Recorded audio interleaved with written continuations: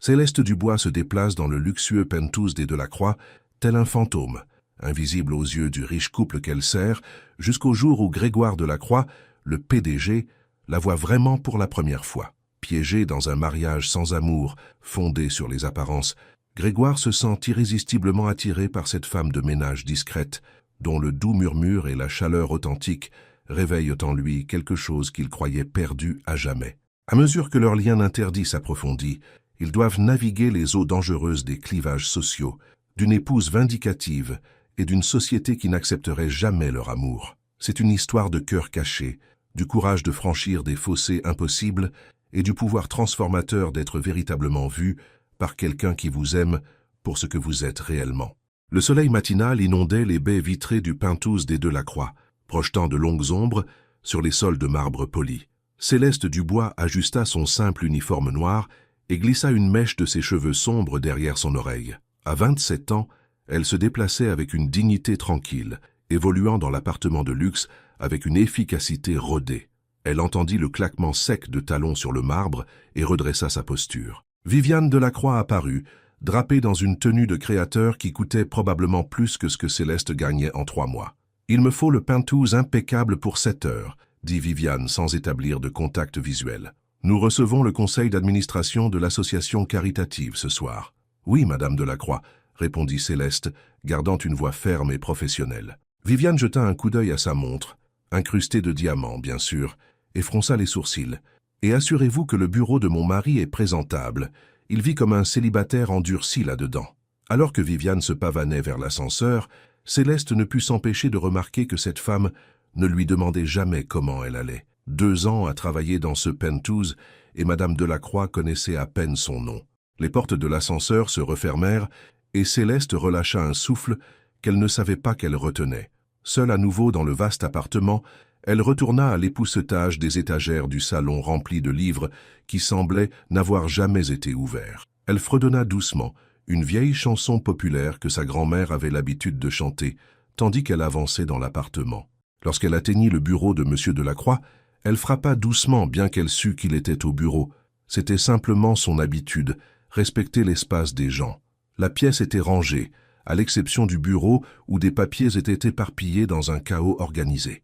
Tandis qu'elle rangeait soigneusement les documents en une pile ordonnée, une photo attira son regard. C'était M. Delacroix, Grégoire. Beaucoup plus jeune, peut-être à l'université, riant franchement avec des amis lors de ce qui ressemblait à une excursion en pleine nature. Elle ne l'avait jamais vu sourire ainsi en personne. C'était il y a une éternité. La voix grave la fit sursauter et elle faillit laisser tomber le cadre.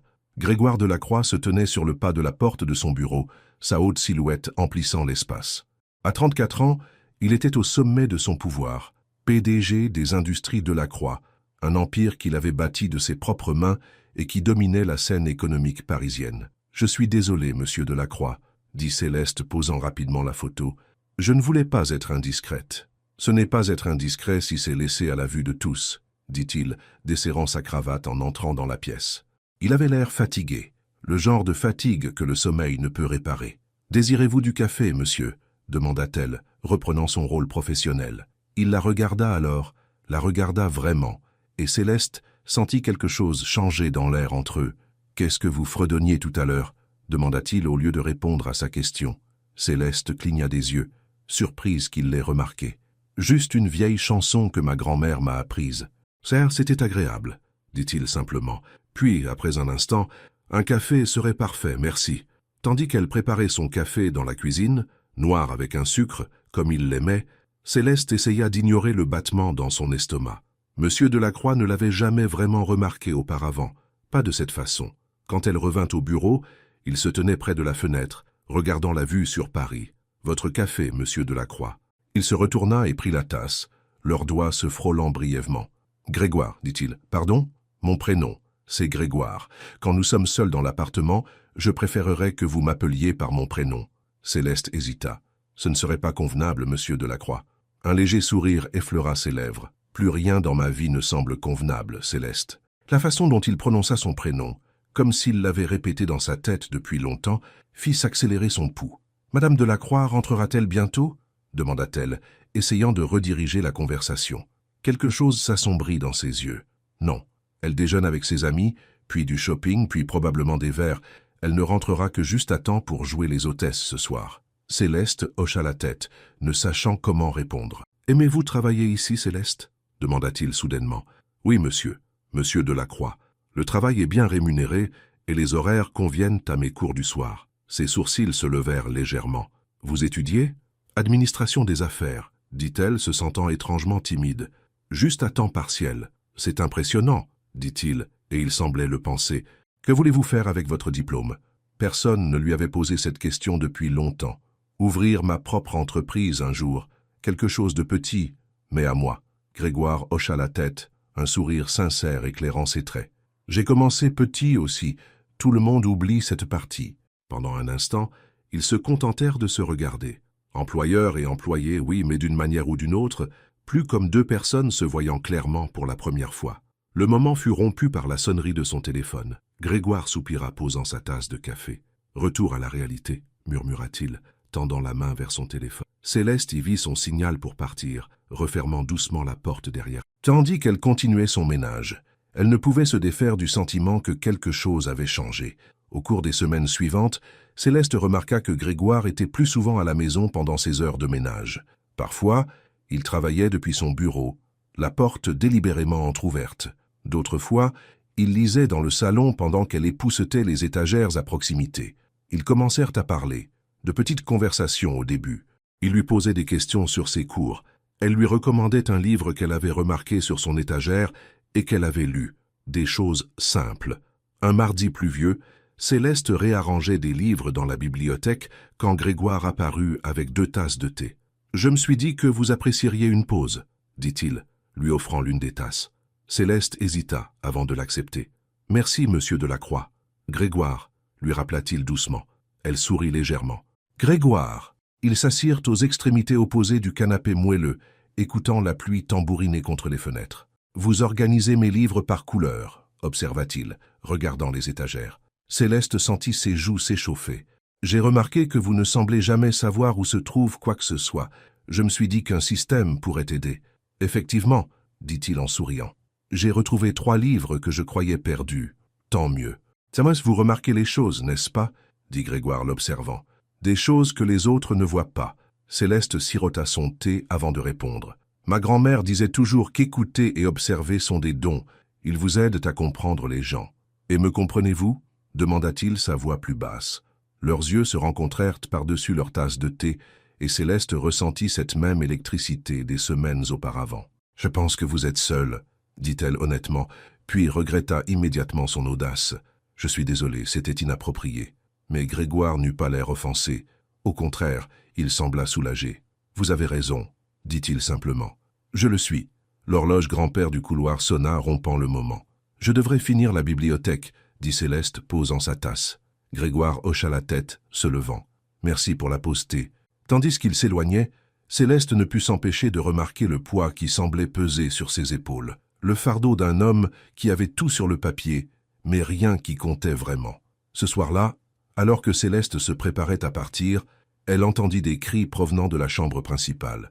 Elle tenta de ne pas écouter, mais la voix perçante de Viviane résonnait à travers le penthouse. « Tu as délibérément manqué le dîner chez les Dupont, » accusa Viviane. « Je t'ai dit que j'avais du travail, » répondit Grégoire, sa voix contrôlée mais tendue. « Du travail? Ou bien tu m'évitais encore ?» Le rire de Viviane était froid. « Sais-tu l'effet que ça a fait quand je suis arrivé seul? Est-ce tout ce qui te préoccupe? Les apparences. Ne sois pas naïf, Grégoire. Bien sûr que c'est ce qui compte dans notre monde. » Céleste ramassa silencieusement ses affaires, voulant partir avant d'entendre davantage de leurs disputes privées. Mais alors qu'elle atteignait l'ascenseur, Grégoire émergea du couloir, le visage tendu. « Vous partez pour la journée ?» demanda-t-il, essayant de paraître normal. « Oui, monsieur Delacroix, » répondit-elle, reprenant sa formalité.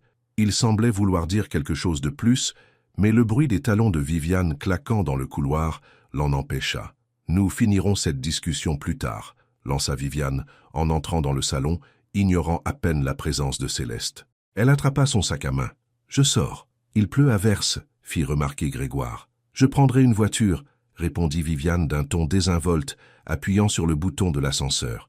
Après le départ de Viviane, un silence inconfortable emplit l'appartement. Céleste se déplaça maladroitement. « Je devrais y aller aussi, » dit-elle doucement. Grégoire passa une main dans ses cheveux sombres. « Je suis désolé que vous ayez eu à entendre ça. »« Ah, ce n'est pas ma place. Voudriez-vous rester ?»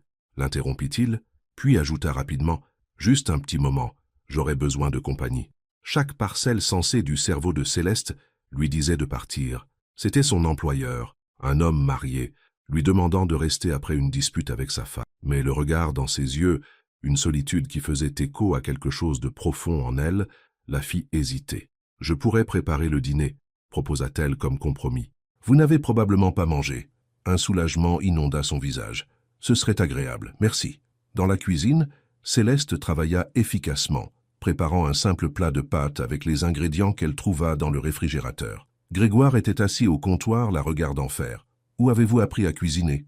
demanda-t-il. « Ma grand-mère m'a élevé après le décès de ma mère », expliqua Céleste remuant la sauce. Elle disait que cuisiner, c'était l'amour rendu visible. Elle semble sage. Elle l'était. Céleste sourit au souvenir. Elle a travaillé comme femme de ménage pour la même famille pendant 40 ans. Elle m'a tout appris sur le travail acharné et la dignité.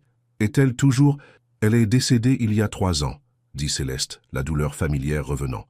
C'est là que j'ai décidé de reprendre mes études. Elle avait toujours voulu ça pour moi. Grégoire hocha la tête de la compréhension dans ses yeux.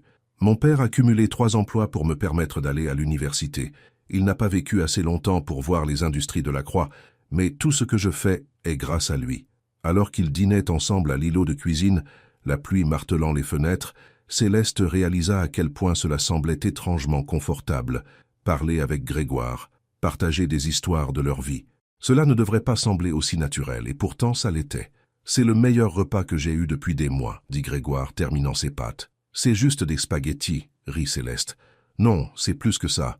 C'est... » Il sembla chercher les mots justes. « C'est fait avec attention. » Leurs yeux se rencontrèrent par-dessus le comptoir, et cette fois, aucun des deux ne détourna le regard. « Viviane et moi ne sommes plus vraiment mariés depuis longtemps, » dit Grégoire soudain sa voix basse. « Pas d'une manière qui compte. » Céleste sentit son cœur s'emballer. « Monsieur Delacroix, Grégoire, je devrais y aller. »« Je sais, » dit-il sans bouger. « Je sais que vous le devriez. » La pluie tomba plus fort dehors, le tonnerre grondant au loin. « La tempête empire, » observa-t-il. « Voulez-vous que je vous appelle une voiture ?»« Ça ira, » dit-elle, se levant pour débarrasser leurs assiettes. « Je prends le métro. » Grégoire fronça les sourcils. « Laissez-moi au moins vous prêter un parapluie. » Il disparut dans un placard et revint avec un grand parapluie noir. Tandis qu'il le lui tendait, leurs doigts se touchèrent, s'attardant plus longtemps que nécessaire. « Merci pour le dîner, » dit-il doucement, « et d'avoir écouté. »« Bonne nuit, Grégoire, » répondit Céleste, entrant dans l'ascenseur. Alors que les portes se refermaient, elle s'appuya contre la paroi, le cœur battant la chamade. Ce qui se passait entre eux était dangereux. Elle savait mieux que quiconque. Sa propre mère avait été la maîtresse d'un homme marié qui ne l'avait jamais choisi. Céleste s'était promis de ne jamais commettre la même erreur. Pourtant, tandis que l'ascenseur descendait, l'éloignant de Grégoire, elle se demanda si elle n'était pas déjà trop impliquée. La semaine suivante apporta de fortes pluies sur Paris. Céleste arriva au Penthouse des Delacroix pour trouver un mot de Viviane indiquant qu'elle était à Paris pour un défilé de mode et qu'elle rentrerait dans 5 jours. L'appartement semblait différent sans la froide présence de Viviane, plus chaleureux d'une certaine manière malgré le temps maussade à l'extérieur. Céleste suivit sa routine habituelle, essayant de ne pas penser si Grégoire serait là. Vers midi, l'ascenseur tinta et Grégoire apparut, la pluie dégoulinant de son manteau. « Vous êtes là » dit-il, l'air soulagé. « Nous sommes mardi » répondit simplement Céleste. « Je suis toujours là le mardi. » Grégoire accrocha son manteau mouillé. « J'ai quitté une réunion plus tôt. La pluie, elle m'a rappelé quelque chose. » Céleste attendit, son cœur battant trop vite. « Voudriez-vous dîner avec moi ce soir » demanda-t-il. « Pas en tant qu'employé, en tant que... » Céleste. Elle aurait dû dire non. Elle savait qu'elle le devrait. « Grégoire, s'il vous plaît, » dit-il, s'approchant. « Viviane est partie pour la semaine.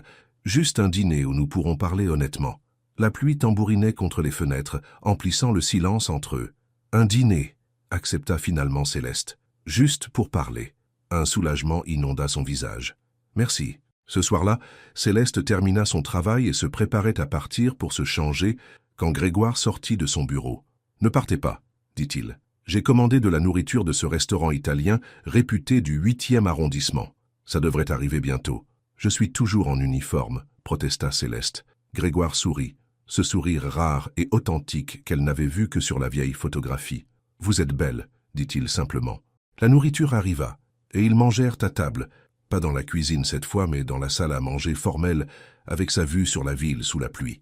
Grégoire ouvrit une bouteille de vin, et ils parlèrent, vraiment parlèrent, de leur vie, de leurs rêves, des chemins qui les avaient menés à ce moment. « Comment vous êtes-vous retrouvée avec Viviane ?»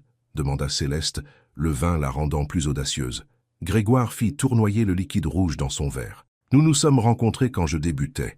Sa famille avait les contacts dont j'avais besoin. » Il fit une pause, l'air honteux. « Ça a l'air terrible, n'est-ce pas ?»« Ça a l'air honnête, » répondit Céleste. « J'ai cru l'aimer un jour, » continua-t-il. « Ou peut-être que j'aimais l'idée d'elle, mais nous sommes devenus des personnes différentes.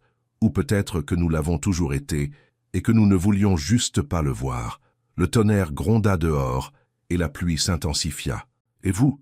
demanda Grégoire. « Y a-t-il eu quelqu'un de spécial ?» Céleste baissa les yeux vers son assiette. « Personne de sérieux. Ma mère, elle a passé sa vie à aimer un homme qui appartenait à quelqu'un d'autre. J'ai vu ce que ça lui a fait. » La compréhension apparut dans les yeux de Grégoire. « C'est pour ça que vous vous êtes éloigné de moi. Je ne serai le secret de personne, dit Céleste fermement. Je mérite plus que ça. C'est vrai, acquiesça Grégoire. Vous méritez tout. » Après le dîner, ils se déplacèrent vers le salon. La tempête dehors avait coupé l'électricité dans certaines parties de la ville et la vue sur Paris était un patchwork de lumière et d'obscurité. « Parlez-moi de votre grand-mère, » dit Grégoire alors qu'il s'asseyait sur le canapé, maintenant plus proche qu'avant, celle qui vous a appris à cuisiner. Céleste sourit au souvenir. Elle s'appelait Esther. C'était la personne la plus forte que j'ai jamais connue. Elle m'a élevé seule après le décès de ma mère quand j'avais 8 ans. Elle semble incroyable. Elle l'était. Elle portait tous les jours un vieux médaillon avec une photo de mon grand-père à l'intérieur. Il est mort jeune, mais elle disait que le véritable amour ne se termine pas.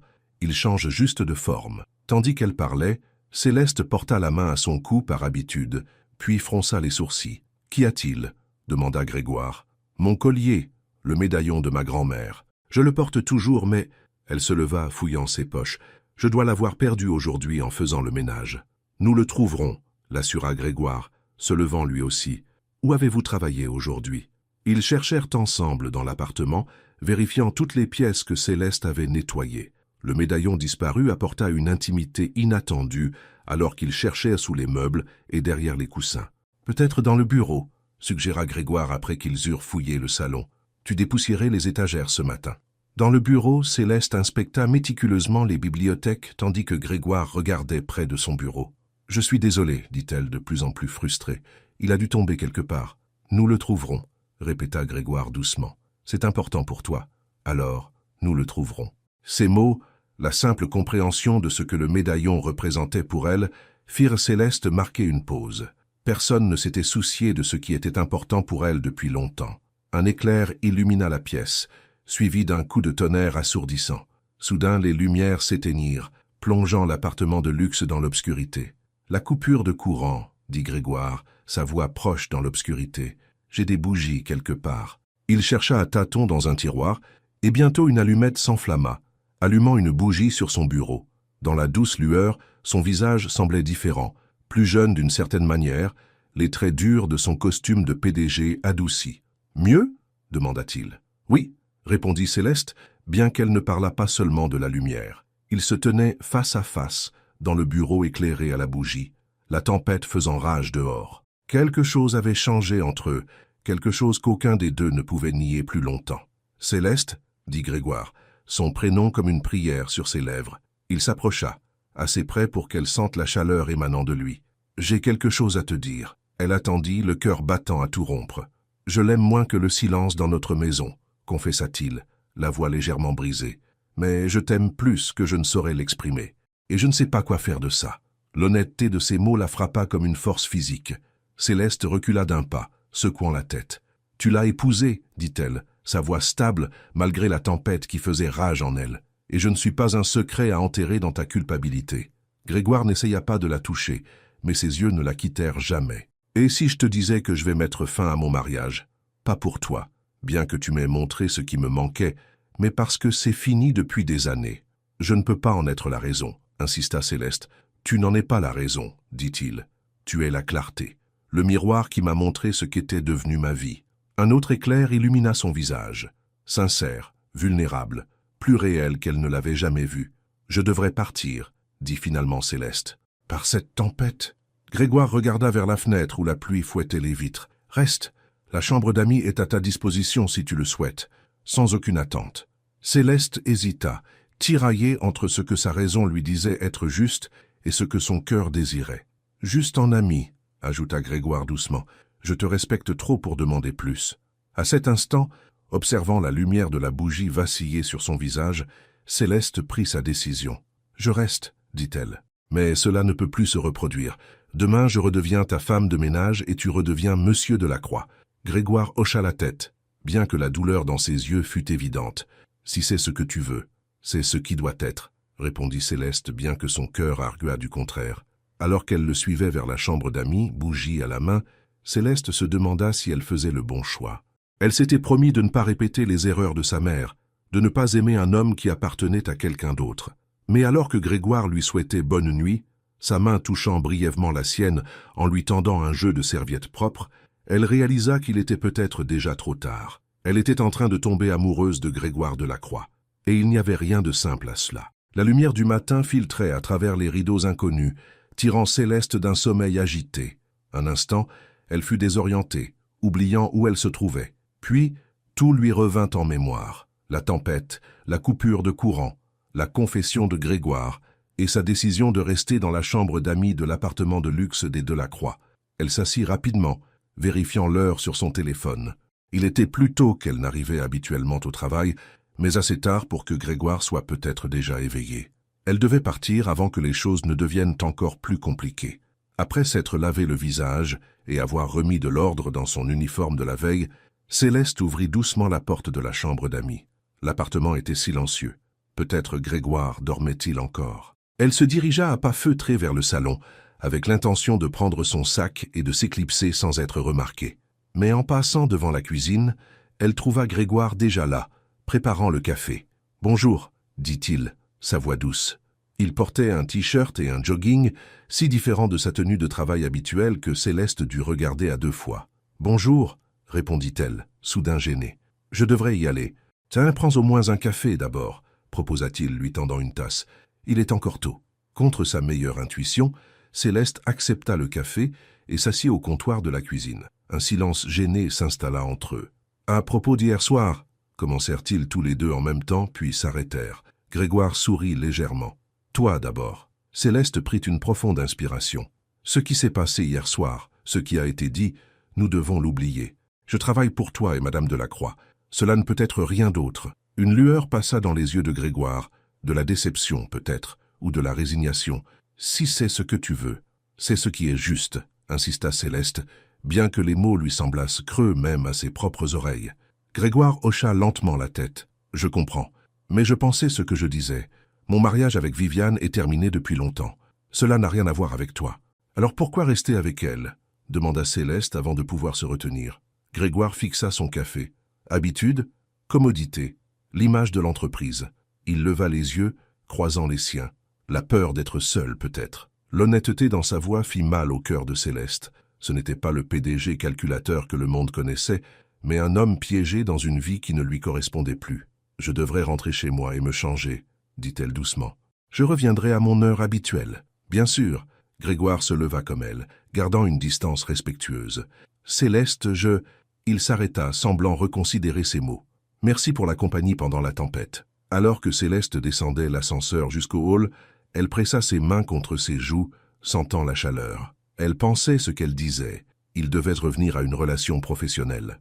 Mais l'image de Grégoire à la lumière du matin, vulnérable et réelle, l'accompagna jusqu'à chez elle. Les jours suivants s'écoulèrent dans une étrange danse de formalités. Céleste arrivait à son heure habituelle, nettoyait l'appartement de luxe avec son efficacité habituelle et parlait à Grégoire avec un professionnalisme poli lorsque leurs chemins se croisaient. Lui, à son tour, gardait ses distances, l'appelant Mademoiselle Dubois, lorsque Viviane était présente et la regardant à peine lorsqu'ils étaient seuls. Cela aurait dû être un soulagement. Au lieu de cela, cela ressemblait à une perte. Le vendredi après-midi, Céleste était en train de ranger le placard à linge lorsqu'elle entendit la voix de Viviane depuis la chambre principale. Je sais que tu as évité ces événements, Grégoire, disait-elle, son ton sec. Le gala de la Fondation des Beaux-Arts est trop important pour le manquer. J'ai une réunion ce soir-là, répondit Grégoire, sa voix terne. Reporte-la, rétorqua vivement Viviane. Il s'agit des apparences. Nous devons être vus ensemble. Est-ce tout ce qu'est notre mariage pour toi, des apparences? Viviane rit, un son cassant. Ne sois pas naïf. Il a toujours été question d'apparence. C'est pour ça que ça a fonctionné. Et si ça ne fonctionne plus? Demanda Grégoire, sa voix si basse que Céleste dut tendre l'oreille pour l'entendre. Il y eut une longue pause avant que Viviane ne reprenne la parole. Ne dis pas de choses que tu regretteras, mon chéri. Nous avons tous les deux trop à perdre. La conversation se termina par le claquement sec des talons de Viviane s'éloignant. Céleste s'empressa de plier des serviettes alors que Grégoire émergeait de la chambre, l'expression sombre. Il s'arrêta en la voyant, se demandant clairement si elle avait surpris la conversation. Céleste garda les yeux sur son travail, faisant semblant de ne pas le remarquer. « Mademoiselle Dubois », dit-il formellement. « Monsieur Delacroix », répondit-elle, sans lever les yeux. Il resta là un instant de plus, comme s'il attendait quelque chose, puis continua dans le couloir vers son bureau. La porte se referma avec un clic sec. Céleste relâcha un souffle qu'elle n'avait pas réalisé retenir. La tension dans l'appartement de luxe devenait insupportable. Peut-être était-il temps de chercher un autre emploi, quelque part où elle pourrait oublier Grégoire Delacroix et ses sentiments qu'elle ne devrait pas avoir. Alors qu'elle terminait le placard à linge, son téléphone vibra avec un message de son amie Tania. « Un café après le travail, j'ai des nouvelles. » Reconnaissante pour la distraction, Céleste répondit par SMS qu'elle était d'accord. Elle avait besoin d'un peu de normalité dans sa vie en ce moment. Plus tard, dans un petit café à quelques rues de l'immeuble Delacroix, Céleste écouta Tania discuter avec enthousiasme de sa nouvelle promotion. Cela faisait du bien de se concentrer sur la vie de quelqu'un d'autre, de s'éloigner de l'atmosphère tendue de l'appartement. « Bon, ça suffit pour moi, » dit Tania remuant son latte. « Comment est la vie avec les riches et célèbres? Madame Delacroix te traite toujours comme un meuble ?» Céleste força un sourire. « Rien n'a changé. » Tania haussa un sourcil. « Tu es sûre? Tu sembles différente ces derniers temps. »« Distraite. Juste fatiguée, mentit Céleste. Mes cours du soir sont de plus en plus difficiles. »« dit Tania, clairement pas convaincue. « Et cela n'a rien à voir avec monsieur grand, ténébreux et PDG ?» Céleste faillit s'étouffer avec son café. « De quoi tu parles ?»« Mais enfin, rit Tania, je l'ai vu dans ces magazines économiques.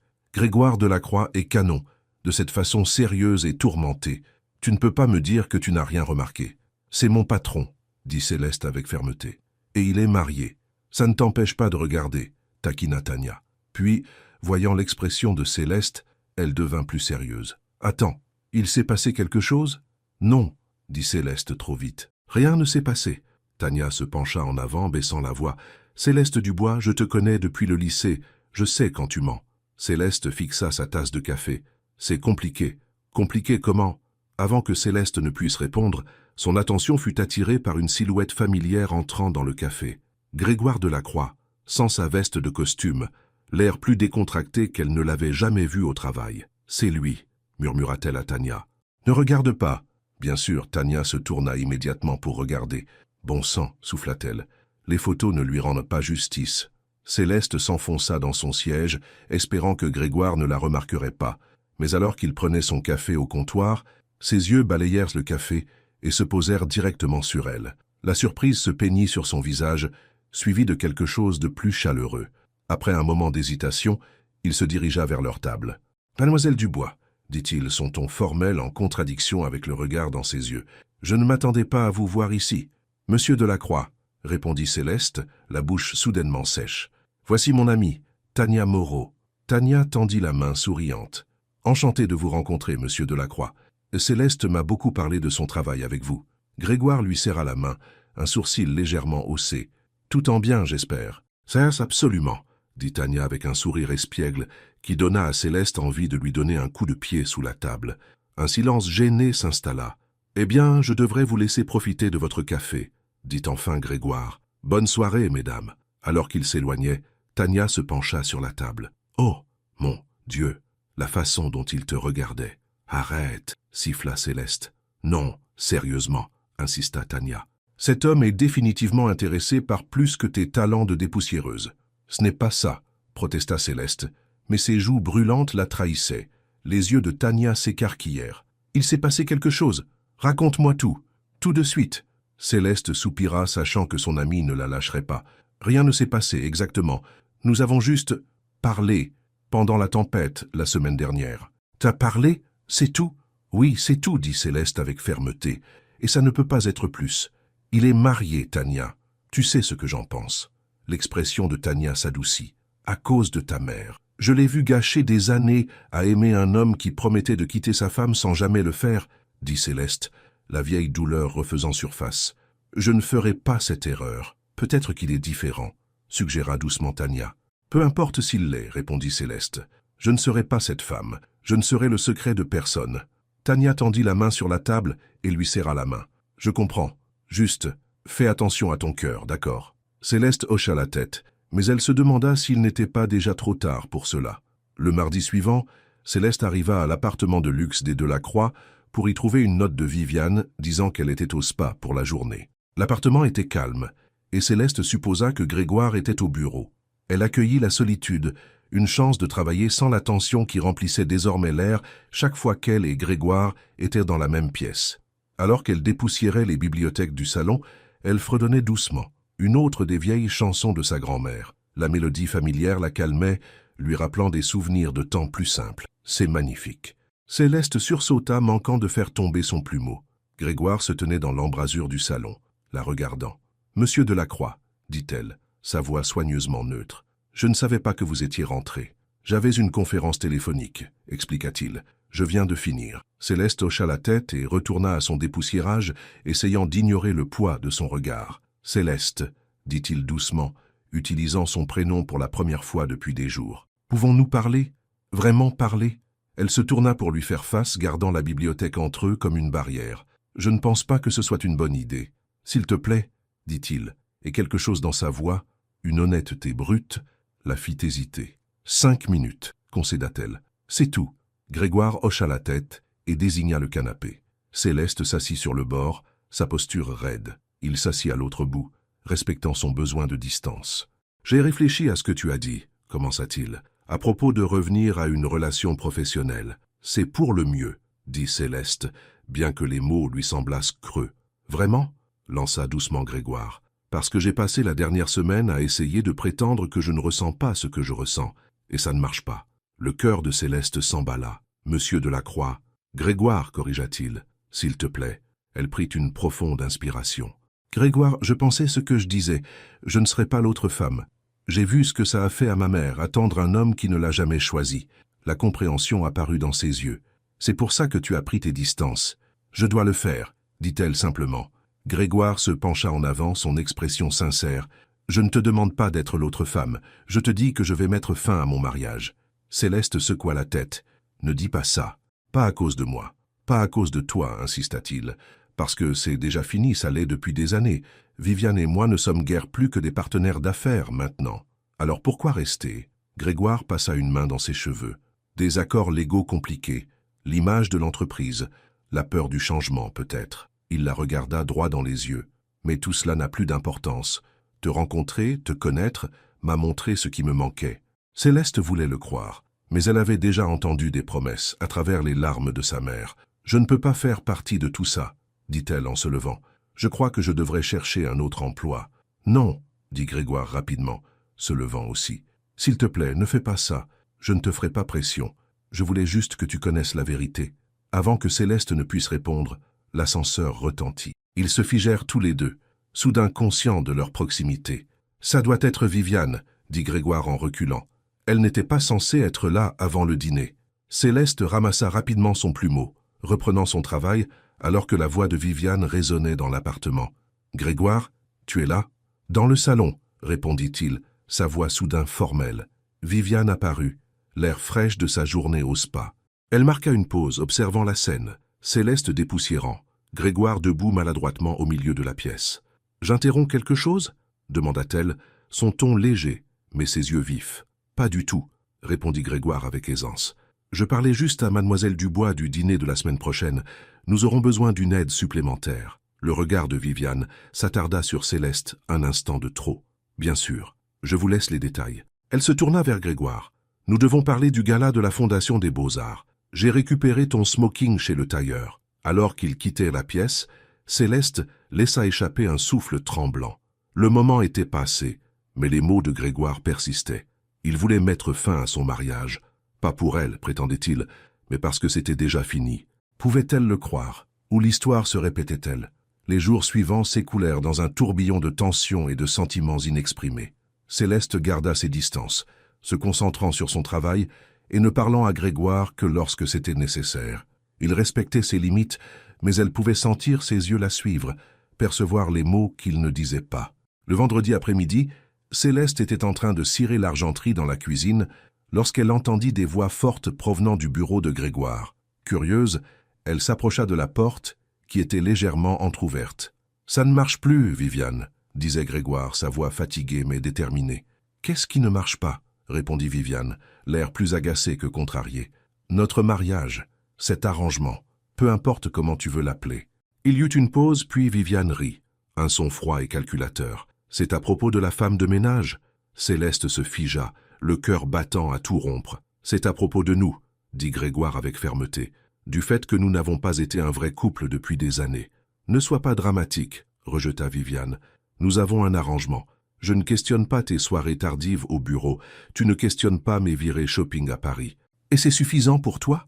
demanda Grégoire. « Ça a fonctionné pendant 5 ans, répondit Viviane. « Pourquoi changer maintenant?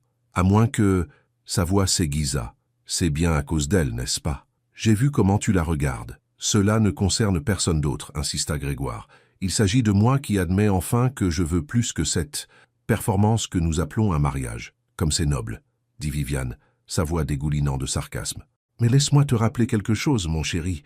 Notre contrat de mariage est très clair. Si tu me quittes, tu perds le contrôle des industries de la Croix. » La main de Céleste se porta à sa bouche.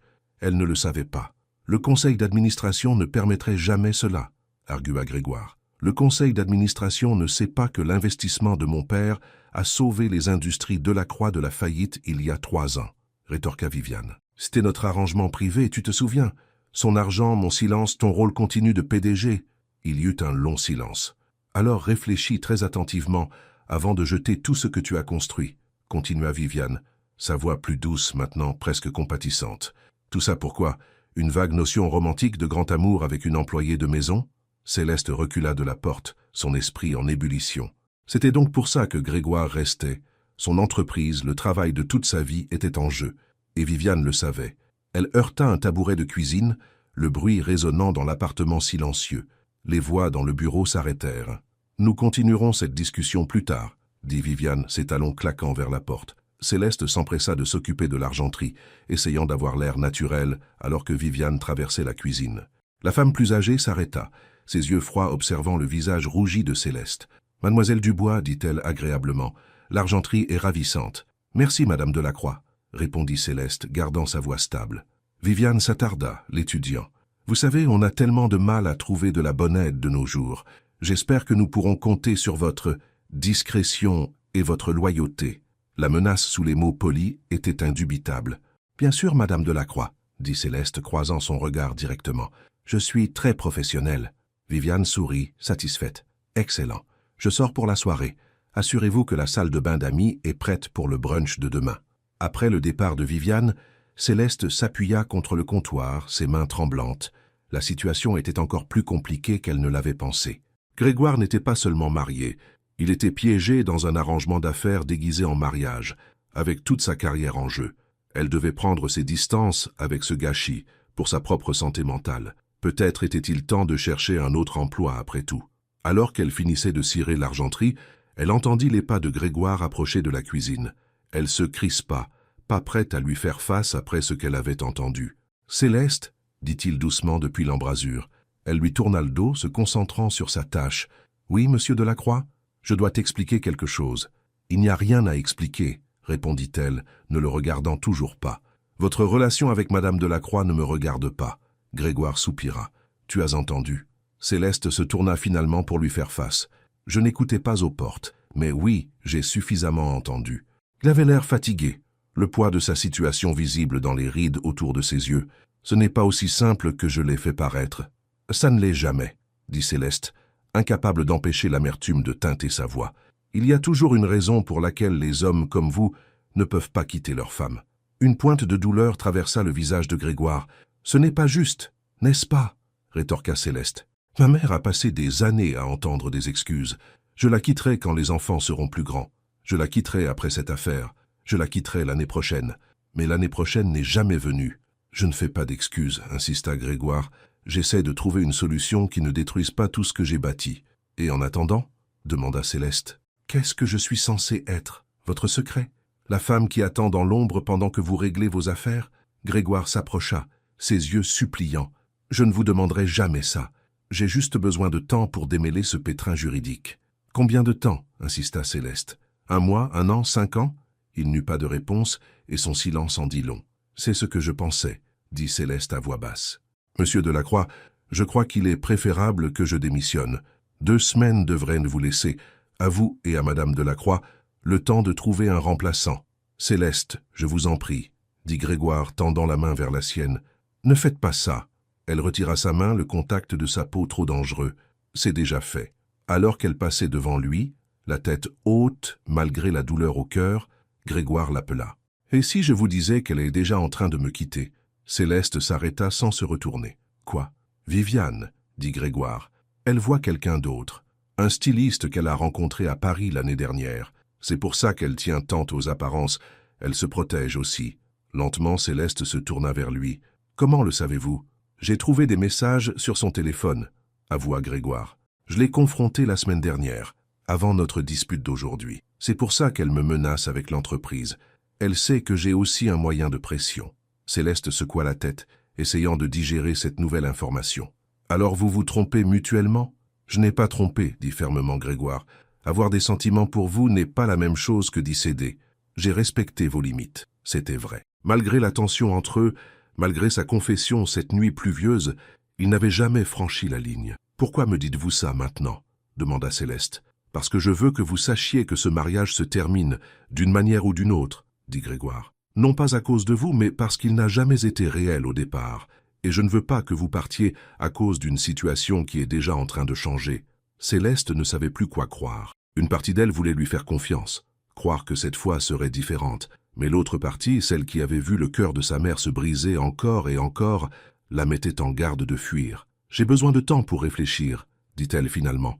Grégoire hocha la tête, le soulagement se lisant sur son visage. « Prenez tout le temps qu'il vous faut, seulement ne m'abandonnez pas encore. » Alors que Céleste rassemblait ses affaires pour partir, son esprit était un tourbillon de pensées contradictoires. Pouvait-elle faire confiance aux promesses de Grégoire, ou se préparait-elle au même chagrin d'amour que sa mère avait enduré? Dans l'ascenseur, elle s'adossa à la paroi, fermant les yeux. Une chose était claire, elle tombait amoureuse de Grégoire Delacroix, et cela la terrifiait plus que tout. Le week-end passa dans un flou de doutes et d'indécisions. Céleste se plongea dans ses études, essayant de se distraire des pensées de Grégoire et de son mariage compliqué. Le lundi matin, elle n'avait toujours pas décidé si elle devait garder son emploi ou s'en tenir à sa démission. Alors qu'elle montait en ascenseur vers l'appartement des Delacroix, elle s'arma de courage pour affronter la journée. Les portes s'ouvrirent sur un appartement inhabituellement calme. Aucun signe des talons de créateur de Viviane ou de son parfum coûteux. Aucun son de la voix de Grégoire en pleine conversation d'affaires. « Bonjour » appela Céleste, posant son sac. « Monsieur Delacroix ? Madame Delacroix ?» Pas de réponse. Elle commença sa routine de nettoyage habituelle, en commençant par le salon. En dépoussiérant la table basse, elle remarqua une carte de visite bien en vue. Elle provenait d'un avocat spécialisé dans les divorces, le nom de Grégoire gribouillé au dos. Céleste la fixa, le cœur battant. Était-ce réel? Grégoire était-il vraiment en train de prendre des mesures pour mettre fin à son mariage? L'ascenseur retentit et Céleste s'éloigna rapidement de la table basse. Grégoire en sortit, l'air plus détendu qu'elle ne l'avait vu depuis des semaines. « Bonjour, » dit-il, lui souriant. « J'espère que vous avez passé un bon week-end. »« Oui, merci, » répondit Céleste avec prudence. « Madame Delacroix est-elle à la maison ?»« Non, » dit Grégoire, son expression neutre. « Elle est à Paris. Elle sera absente toute la semaine. » Céleste hocha la tête, reprenant son dépoussiérage. Elle sentait Grégoire la regarder, attendant quelque chose. « J'ai rencontré un avocat ce matin, » dit-il finalement, « pour entamer une procédure de divorce. » La main de Céleste s'immobilisa. « J'ai vu la carte. Je l'ai laissée là exprès, » avoua Grégoire. « Je voulais que vous sachiez que je suis sérieux. » Elle se tourna vers lui, toujours incertaine. Et l'entreprise? Les menaces de Viviane? Je m'en occupe, dit Grégoire. Mon avocat pense que nous pouvons négocier. Viviane ne veut pas vraiment diriger Delacroix Participation. Elle veut juste le style de vie qu'elle procure. Si je peux le lui garantir, elle pourrait être prête à faire des compromis. Cela semblait raisonnable, mais Céleste avait déjà entendu des promesses. Et si elle ne fait pas de compromis? L'expression de Grégoire devint sérieuse. Alors je ferai un choix, et je commence à réaliser que certaines choses sont plus importantes qu'une entreprise, même une que j'ai bâtie à partir de rien. La sincérité dans sa voix fit vaciller la détermination de Céleste. Était-ce vrai? Était-il vraiment prêt à tout risquer? J'ai besoin de savoir quelque chose, dit-elle doucement. Si je n'étais pas là, si nous ne nous étions jamais rencontrés, mettriez-vous quand même fin à votre mariage? Grégoire n'hésita pas. Oui, vous rencontrer n'a pas créé ces problèmes. Cela m'a juste forcé à les affronter. Cela m'a fait réaliser ce que je manquais en me contentant d'un mariage qui n'existe que sur le papier.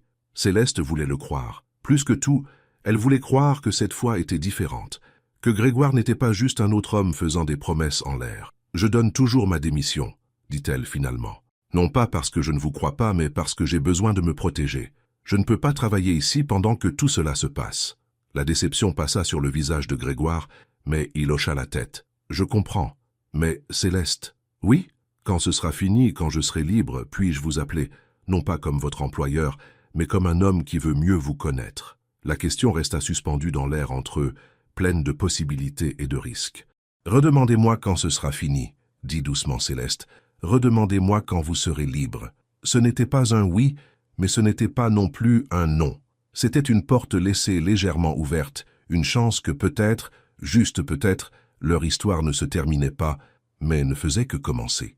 Alors que Céleste continuait son travail ce jour-là, elle se sentit plus légère. Elle ne savait toujours pas si Grégoire tiendrait ses promesses, si son mariage prendrait vraiment fin. Mais pour la première fois, elle s'autorisa à espérer que son histoire ne serait peut-être pas une répétition de celle de sa mère après tout. Et dans le calme de l'appartement, avec Viviane à des milliers de kilomètres et Grégoire travaillant dans son bureau, Céleste recommença à fredonner, non pas les vieilles chansons de sa grand-mère cette fois, mais quelque chose de plus nouveau, quelque chose qui parlait de possibilités et de secondes chances. 2 semaines passèrent rapidement. Fidèle à sa parole, Céleste travailla sa période de préavis, maintenant une distance professionnelle avec Grégoire, malgré la tension croissante entre eux. Il respectait ses limites, ne demandant jamais plus qu'elle n'était prête à donner, mais ses yeux la suivaient dans l'appartement, rempli de promesses inexprimées. Viviane resta à Paris, prolongeant son voyage, avec des excuses vagues concernant des défilés de mode et des rendez-vous. Grégoire ne semblait ni surpris ni préoccupé par son absence. Au contraire, il semblait soulagé. Le dernier jour de Céleste, elle arriva et trouva l'appartement rempli de fleurs fraîches, non pas les arrangements blancs et épurés habituels de Viviane, mais des fleurs colorées qui lui rappelaient le jardin de sa grand-mère. « J'ai pensé que l'endroit aurait besoin de vie », expliqua Grégoire en voyant son expression surprise. « Elles vous plaisent? Elles sont magnifiques », avoua Céleste, touchant un lys éclatant. « J'ai quelque chose pour vous », dit Grégoire, plongeant la main dans sa poche. Il en sortit une petite boîte en velours. « J'ai trouvé ceci derrière ma bibliothèque. » Céleste retint son souffle en ouvrant la boîte. À l'intérieur se trouvait le médaillon de sa grand-mère, celui qu'elle avait perdu cette nuit orageuse des semaines auparavant. « Mon médaillon ?» murmura-t-elle, ses doigts tremblants en touchant l'argent usé. « Je pensais qu'il était perdu à jamais. Je l'ai trouvé en réorganisant mes livres, » dit Grégoire, souriant. « Je sais combien il compte pour vous. » Céleste ouvrit le médaillon, révélant la photo fanée de sa grand-mère à l'intérieur. Des larmes lui montèrent aux yeux. « Merci. Cela signifie tout pour moi. » Grégoire s'approcha, prenant le médaillon de ses mains. « Puis-je » Céleste hocha la tête, se retournant pour qu'il puisse l'attacher autour de son cou. Ses doigts effleurèrent sa peau, lui envoyant des frissons. « Voilà, » dit-il doucement, son souffle chaud contre son oreille, de retour à sa place.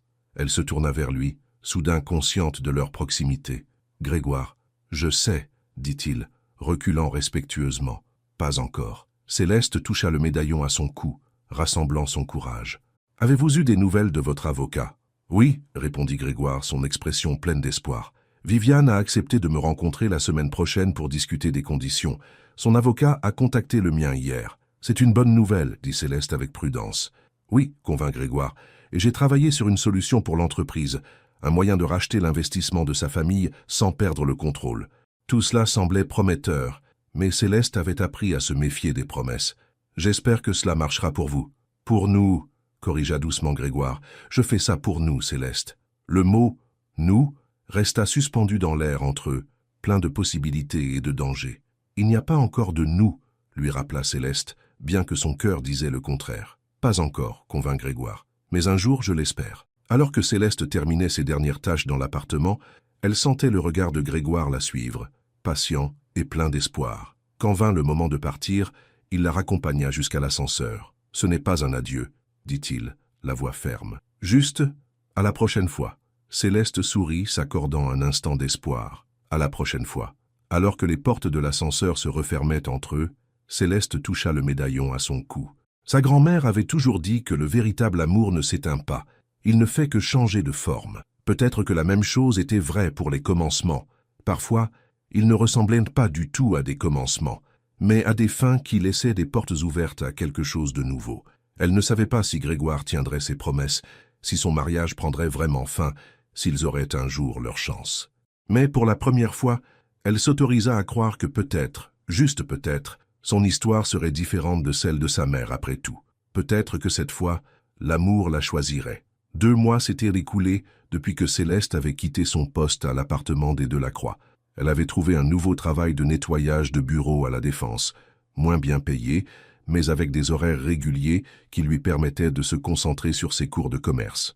Parfois, en rentrant chez elle en traversant le jardin du Luxembourg, elle levait les yeux vers les immeubles de grand standing et se demandait quelle fenêtre était celle de Grégoire. Était-il toujours là? Avait-il vraiment déposé une demande de divorce? Ou tout cela n'avait-il été que des promesses en l'air? Il ne l'avait pas contacté, et elle se dit que c'était une bonne chose. Il respectait ses limites, lui laissant l'espace qu'elle avait demandé. Ou peut-être avait-il changé d'avis. Peut-être Viviane l'avait-elle convaincu de rester après tout. C'était mieux ainsi, tenta-t-elle de se convaincre. Rupture nette, pas de complications. Mais la nuit, seule dans son petit appartement, elle touchait le médaillon d'argent autour de son cou et se souvenait de la façon dont Grégoire l'avait regardée, comme si elle était la seule chose réelle dans son monde. « Reprends-toi », murmura Céleste à elle-même en ouvrant la porte de son appartement après une longue journée de cours et de travail. « Il t'a probablement déjà oublié. » Elle alluma les lumières et se figea. Sur sa table de cuisine se trouvait un bouquet de fleurs fraîches, le même mélange coloré que Grégoire avait mis dans l'appartement le jour de son départ. À côté, il y avait une petite enveloppe blanche. Le cœur de Céleste s'emballa alors qu'elle s'approchait de la table. Comment étaient-elles arrivées là? Sa concierge avait dû laisser entrer quelqu'un. Avec des doigts tout tremblants, elle ouvrit l'enveloppe et en sortit une carte. Certaines fins ne sont que des débuts déguisés. Les papiers ont été déposés aujourd'hui. Quand vous serez prête à parler, j'attendrai. G. Céleste s'effondra sur une chaise de cuisine, fixant la carte. Il l'avait fait. Il avait vraiment demandé le divorce. Elle tendit la main vers son téléphone, puis hésita. Ce n'était pas parce qu'il avait déposé la demande que c'était définitif. Il pouvait encore y avoir des complications, des négociations, des doutes. Le téléphone sonna dans sa main, la surprenant. Numéro inconnu. « Allô ?» répondit-elle avec prudence. « Céleste. » La voix de Grégoire, chaleureuse et familière. « J'espère que les fleurs ne sont pas trop. Votre concierge a dit que ce serait bon. »« Vous avez parlé à Madame Dubois ?» demanda Céleste, incapable de masquer sa surprise. « J'ai dû. Je n'avais pas votre adresse. » Il marqua une pause. « Je sais que j'avais promis de ne pas vous contacter tant que tout ne serait pas réglé, mais aujourd'hui m'a semblé être un jalon important à partager. » Céleste serra plus fort le téléphone. « Vous avez vraiment déposé les papiers ?»« Ce matin, » confirma Grégoire. Viviane ne l'a pas contesté. En fait, elle a semblé presque soulagée. « À cause de son ami styliste à Paris ?» devina Céleste. « Exactement. Une fois qu'elle a réalisé que j'étais au courant pour lui, elle a été plus disposée à négocier. » Une autre pause. « Je ne suis pas encore libre. Légalement, je veux dire. Ces choses prennent du temps. Mais j'ai fait le premier pas. » Céleste passa ses doigts sur la carte, essayant de démêler ses émotions contradictoires. L'espoir et la prudence se battaient en elle. « Merci de me l'avoir dit, » dit-elle finalement. « Vous m'avez manqué, » dit doucement Grégoire. « L'appartement semble vide sans votre fredonnement. » La simple honnêteté dans sa voix lui serra le cœur. « Vous aussi, vous m'avez manqué, » avoua-t-elle. « Voudriez-vous dîner avec moi ?» demanda-t-il. « Pas à l'appartement, dans un endroit neutre, juste pour parler. » Céleste hésita. Une partie d'elle voulait dire oui immédiatement, mais le côté prudent, celui qui se souvenait des larmes de sa mère, la retenait. « Est-ce une bonne idée, alors que vous êtes encore techniquement mariés ?»« Probablement pas, » avoua Grégoire avec un petit rire. « Mais je suis fatigué de faire ce qui est convenable au lieu de ce qui me semble juste. » Ces mots résonnèrent dans son esprit, remuant quelque chose de profond en elle. N'avait-elle pas passé toute sa vie à être prudente, convenable, réservée? « Un dîner, » accepta-t-elle finalement. « Juste pour parler. C'est tout ce que je demande, » dit Grégoire, le soulagement évident dans sa voix. « Que diriez-vous de vendredi? Il y a un petit restaurant italien sur une rue discrète, privé, calme. »« Vendredi me convient, » dit Céleste, se surprenant elle-même par son empressement. « Envoyez-moi les détails par message. » Après avoir raccroché, Céleste resta longtemps à regarder les fleurs. Faisait-elle une erreur, ou était-ce le début de quelque chose de réel? Seul l'avenir le dirait. Le restaurant italien était tout ce que Grégoire avait promis, petit, intime, niché dans un coin tranquille. Céleste arriva 15 minutes en avance, trop nerveuse pour attendre plus longtemps dans son appartement. L'hôtesse la conduisit à une table de coin, partiellement dissimulée par un casier à vin. « Monsieur Delacroix a appelé en avance, » expliqua-t-elle avec un sourire entendu. « Il a dit que l'intimité était importante. » Céleste lissa sa robe, un simple modèle bleu marine qu'elle s'était offerte après avoir reçu son remboursement d'impôts. Ce n'était pas de créateur comme les vêtements de Viviane, mais cela la faisait se sentir belle, confiante. Elle vérifiait son reflet dans sa cuillère lorsque Grégoire apparut à la table. « Céleste, » dit-il, sa voix chaude d'affection, « vous êtes éblouissante. » Il était différent, plus détendu, le poids de sa vie secrète s'étant envolé de ses épaules. Il portait une simple chemise boutonnée, sans cravate, ressemblant plus au jeune homme de cette photo de vacances à la campagne qu'au PDG guindé. « Vous avez l'air différent, » observa-t-elle, alors qu'il s'asseyait en face d'elle. « En bien ou en mal ?» demanda-t-il avec un sourire. « En bien, » décida-t-elle. « Plus vous-même. » Les yeux de Grégoire se plissèrent au coin. « C'est exactement ce que je ressens. Plus moi-même. Comme si j'avais joué un rôle si longtemps que j'avais oublié qui j'étais vraiment. » Le serveur apporta l'eau et prit leur commande de vin. Quand il partit, un silence gêné s'installa entre eux. « Alors, » dit Céleste jouant avec sa serviette, « comment se passe le divorce ?»« Ça avance bien, » répondit Grégoire. « Viviane est étonnamment raisonnable. Je pense qu'elle est aussi prête que moi à ce que cela se termine. Et l'entreprise? Ces menaces ?» L'expression de Grégoire devint sérieuse. « Ça a été plus compliqué. L'investissement de son père lui donne un certain poids, mais mon avocat pense que nous pouvons trouver un accord qui me permettra de garder le contrôle de Delacroix Participation. » « Quel genre d'accord ?» demanda Céleste. « Un très coûteux, » avoua Grégoire avec un sourire contrit, « mais ça en vaut la peine. » Le serveur revint avec leur vin, et ils commandèrent des pâtes pour elle, du poulet pour lui. Quand ils furent de nouveau seuls, Grégoire se pencha en avant. « Assez parlé de mes problèmes. Parlez-moi de vous. Comment se passe le nouveau travail? Vos cours ?» L'intérêt sincère dans sa voix la toucha. Pendant l'heure suivante, ils parlèrent de tout et de rien. Ses cours de commerce, ses rêves d'enfant de devenir architecte, les livres qu'ils aimaient, la musique qui les émouvait. C'était facile, naturel, comme s'ils se connaissaient depuis toujours au lieu de quelques mois seulement. « Je n'ai jamais raconté cette histoire à personne, » dit Grégoire, après avoir partagé un récit embarrassant sur sa première présentation professionnelle. « Pas même à Viviane. »« Pourquoi moi ?» demanda Céleste, réellement curieuse. L'expression de Grégoire s'adoucit. « Parce qu'avec vous, je n'ai pas l'impression de devoir être Grégoire Delacroix, PDG. Je peux juste être moi-même. » La simple honnêteté de ces mots toucha quelque chose de profond en Céleste.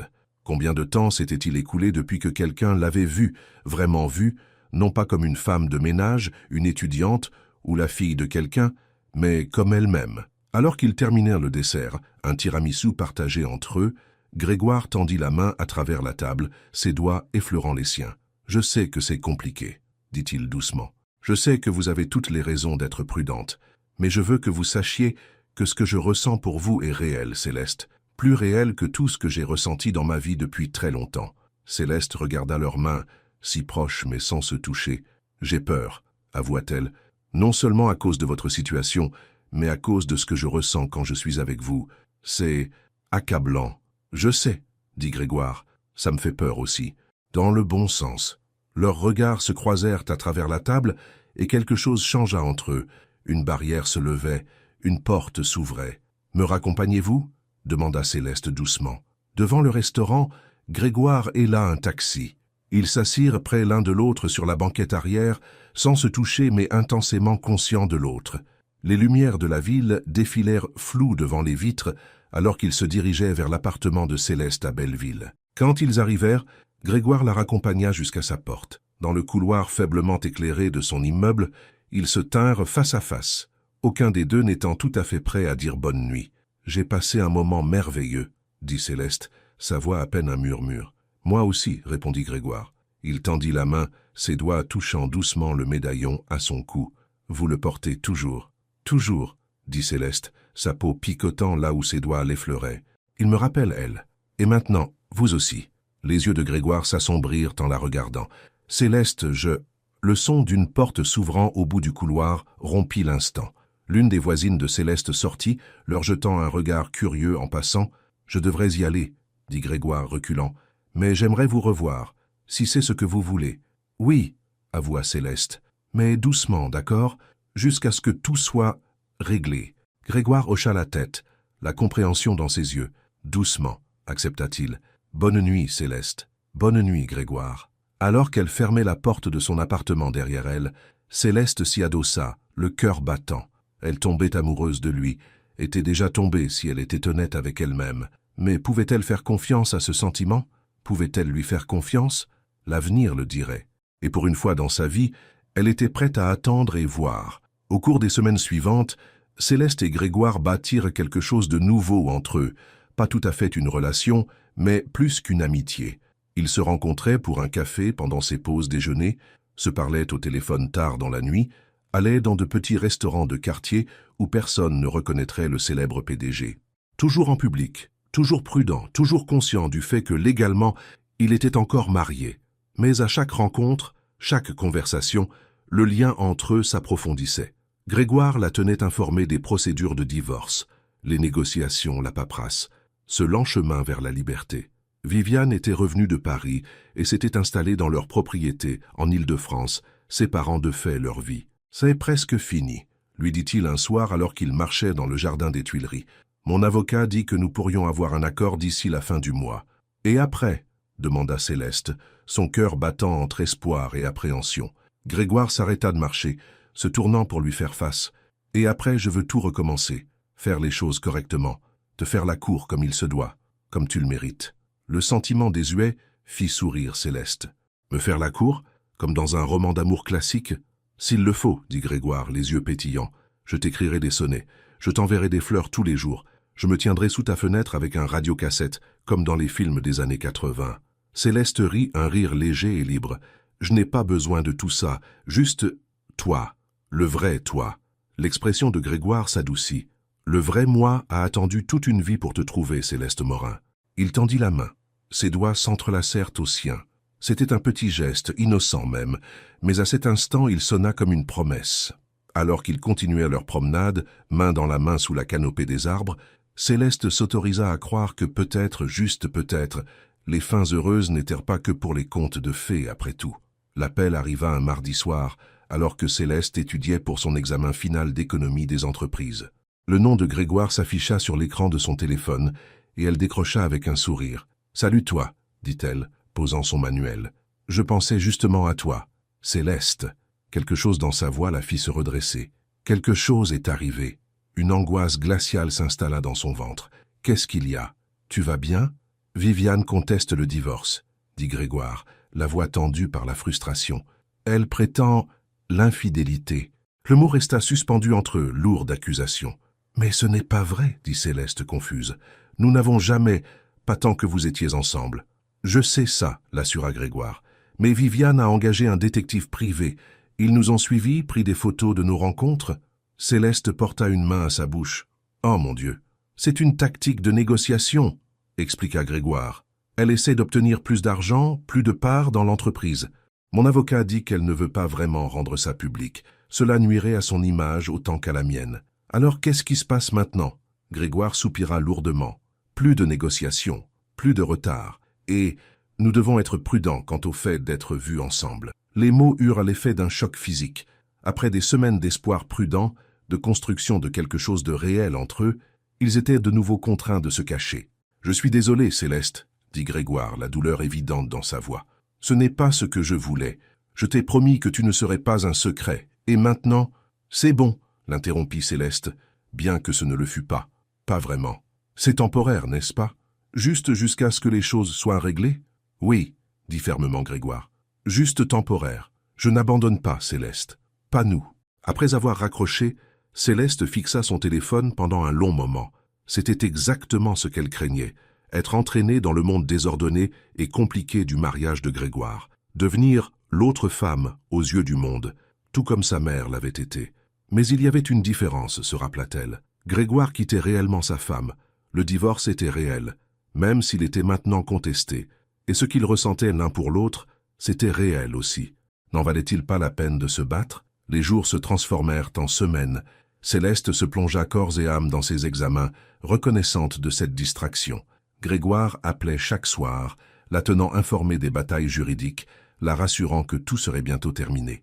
Mais bientôt ne cessait de s'étirer dans le futur. Un après-midi pluvieux, Céleste sortait de son dernier cours lorsqu'elle aperçut une élégante voiture noire, moteur tournant, au bord du trottoir. La portière arrière s'ouvrit et Viviane Val en sortit, élégante comme toujours dans un trench-coat de créateur. « Mademoiselle Morin » appela-t-elle, sa voix portant à travers le trottoir mouillé. « Puis-je vous dire un mot ?»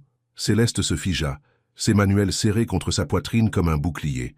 Chaque instinct lui disait de s'éloigner, d'éviter cette confrontation. Mais fuir ne résoudrait rien.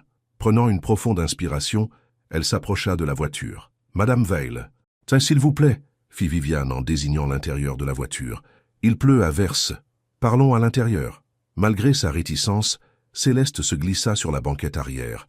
La portière se referma derrière elle, les isolant dans l'intimité luxueuse du cuir. « J'irai droit au but » dit Viviane, croisant élégamment les jambes. « Je suis au courant pour vous et Grégoire. »« Il n'y a rien à savoir, » répondit Céleste d'une voix égale. « Rien ne s'est passé pendant que je travaillais pour vous. » D'un geste de la main, Viviane écarta l'idée. « De la sémantique.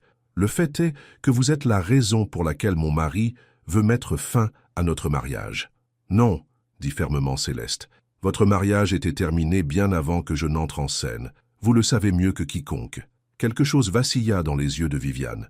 La surprise peut-être devant la franchise de Céleste. « Soit, » concéda-t-elle. « Mais le fait demeure que vous compliquez les choses. » « Comment ça ?»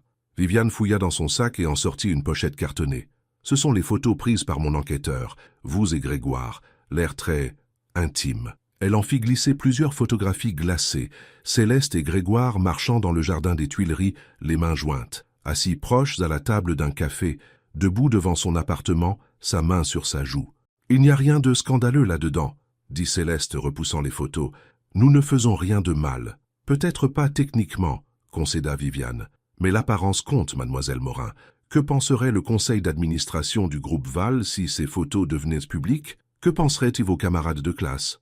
Vos professeurs? » La menace planait entre elles. « Que voulez-vous, madame Val ?» demanda Céleste d'une voix ferme malgré les battements de son cœur. « Je veux que vous disparaissiez de la vie de Grégoire, » dit simplement Viviane. « Juste jusqu'à ce que notre divorce soit réglé. Quelques mois, c'est tout. Et si je ne le fais pas ?» Le sourire de Viviane était froid. « Alors ces photos iront au conseil d'administration, à la presse, à votre école. Grégoire pourrait survivre au scandale. Les hommes le font généralement. Mais vous, l'employé de maison qui a séduit son employeur marié, votre réputation ne s'en remettrait jamais. » Les mains de Céleste tremblèrent sur ses genoux. « C'est du chantage. C'est des affaires, » corrigea Viviane. « Et contrairement à mon mari, je ne suis pas encombrée de sentimentalité. » Elle fit glisser un chèque sur le siège. « Considérez cela comme une compensation pour votre inconvénient. Assez pour finir vos études, lancer cette entreprise dont vous rêvez. » Céleste fixa le chèque, le montant la rendant étourdie. « Vous pensez que vous pouvez m'acheter? Tout le monde a un prix, mademoiselle Morin, » dit Viviane, sa voix presque aimable. « La question est de savoir si vous êtes prête à payer le vôtre et celui de Grégoire, si vous refusez. » La voiture ralentit et s'arrêta. Ils étaient revenus à l'université. « Réfléchissez-y, » dit Viviane, alors que le chauffeur ouvrait la portière de Céleste. « J'aurai besoin de votre réponse d'ici demain. » Céleste sortit sous la pluie, la pochette cartonnée serrée dans sa main. Tandis que la voiture s'éloignait, elle resta là, l'eau imprégnant ses vêtements, l'esprit en ébullition. Que devait-elle faire maintenant? Céleste arpentait son petit appartement, le chèque et les photos étalés sur sa table de cuisine.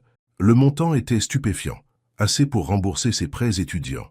Assez pour lancer la petite entreprise dont elle rêvait depuis que sa grand-mère lui avait enseigné les marges bénéficiaires et le service client. Tout ce qu'elle avait à faire, c'était de s'éloigner de Grégoire. Juste pour quelques mois, avait dit Viviane, jusqu'à ce que le divorce soit réglé. Mais Céleste n'était pas naïve. Si elle disparaissait maintenant, au premier signe de problème, Grégoire l'attendrait-il? Ou supposerait-il qu'elle avait été comme toutes les autres personnes de sa vie, là pour ce qu'il pouvait lui offrir, pas pour qui il était vraiment? Son téléphone sonna, la sonnerie de Grégoire. Elle le fixa, déchirée entre décrocher et laisser sonner. Finalement, elle ne put se résoudre à l'ignorer. « Salut !» répondit-elle, essayant de garder sa voix normale. « Céleste !» dit Grégoire, soulagé. « J'ai essayé de te joindre tout l'après-midi. Désolé, dit-elle. J'avais mes examens et puis... » Sa voix s'éteignit, ne sachant comment lui parler de la visite de Viviane. « Tout va bien ?» demanda-t-il, l'inquiétude évidente dans sa voix. « Tu sembles bizarre. » Céleste prit une profonde inspiration. « Viviane est venue me voir aujourd'hui. » Il y eut un long silence à l'autre bout du fil. « Qu'est-ce qu'elle voulait ?» demanda finalement Grégoire, la voix tendue. Elle avait des photos de nous ensemble. Rien de scandaleux, juste nous, en train de parler, de marcher et de nous tenir la main. Céleste déglutit difficilement. Elle a menacé de les rendre publics si je ne disparaissais pas de ta vie pendant un certain temps. Elle a quoi? La voix de Grégoire monta d'un cran, teintée de colère. C'est bon, ce jeu qu'elle joue s'arrête maintenant. Grégoire, attends, dit Céleste rapidement. Elle est sérieuse. Elle est prête à aller au conseil d'administration, à la presse. Qu'elle y aille, dit Grégoire avec fureur. Je n'ai rien à cacher. Nous n'avons rien fait de mal. Elle m'a aussi offert de l'argent, admit Céleste. Beaucoup d'argent. Un autre silence, celui-ci plus lourd. Et demanda finalement Grégoire, sa voix prudemment neutre. Et je lui ai dit que j'avais besoin d'y réfléchir, dit Céleste honnêtement. Je vois. La blessure dans ces deux mots simples était palpable. Non pas parce que je veux te quitter, se dépêcha Céleste d'expliquer, mais parce que je devais te parler d'abord. Cela nous affecte tous les deux, Grégoire. Un soulagement envahit sa voix. Pendant un instant, j'ai cru... Je sais ce que tu as cru, l'interrompit doucement Céleste. Mais je ne suis pas Viviane. Je ne vois pas les relations comme des transactions commerciales. Non, acquiesça doucement Grégoire. Tu n'es rien comme elle, c'est pour ça que je t'aime. Les mots, prononcés si simplement, si honnêtement, firent rater un battement au cœur de Céleste.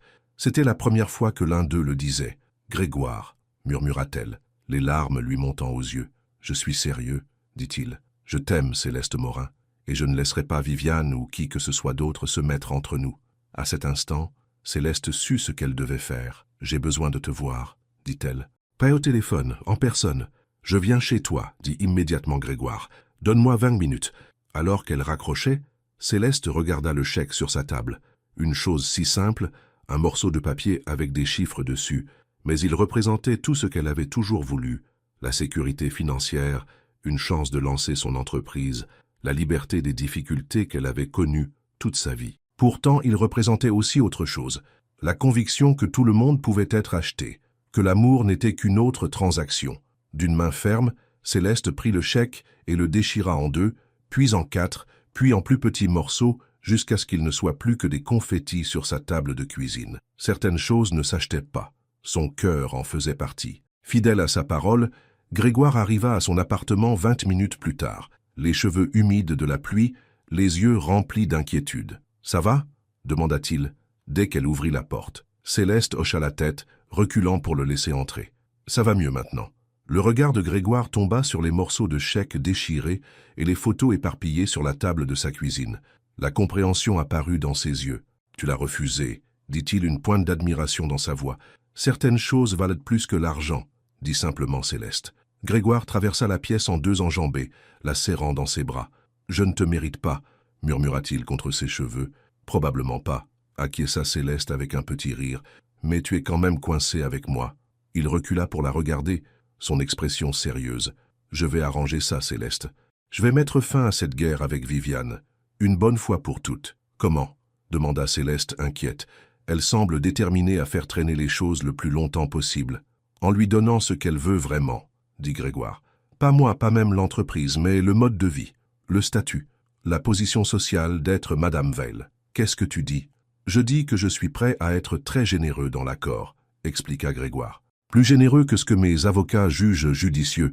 Mais si cela signifie mettre fin à cette incertitude dans laquelle nous sommes, Ça en vaut la peine. Céleste toucha doucement son visage.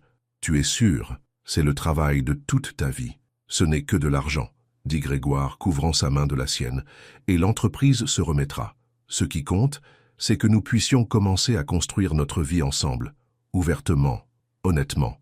La simplicité de ses priorités, elle avant sa fortune, leur avenir avant son passé, toucha profondément Céleste. Ce n'était pas l'histoire de sa mère qui se répétait, c'était quelque chose de nouveau, quelque chose de réel. « Je t'aime aussi », dit-elle doucement, répondant enfin à sa déclaration précédente. « Je crois que je t'aime depuis cette nuit sous la pluie, quand tu m'as dit ce qu'il y avait dans ton cœur. » Ses yeux s'assombrirent alors qu'il se penchait pour l'embrasser.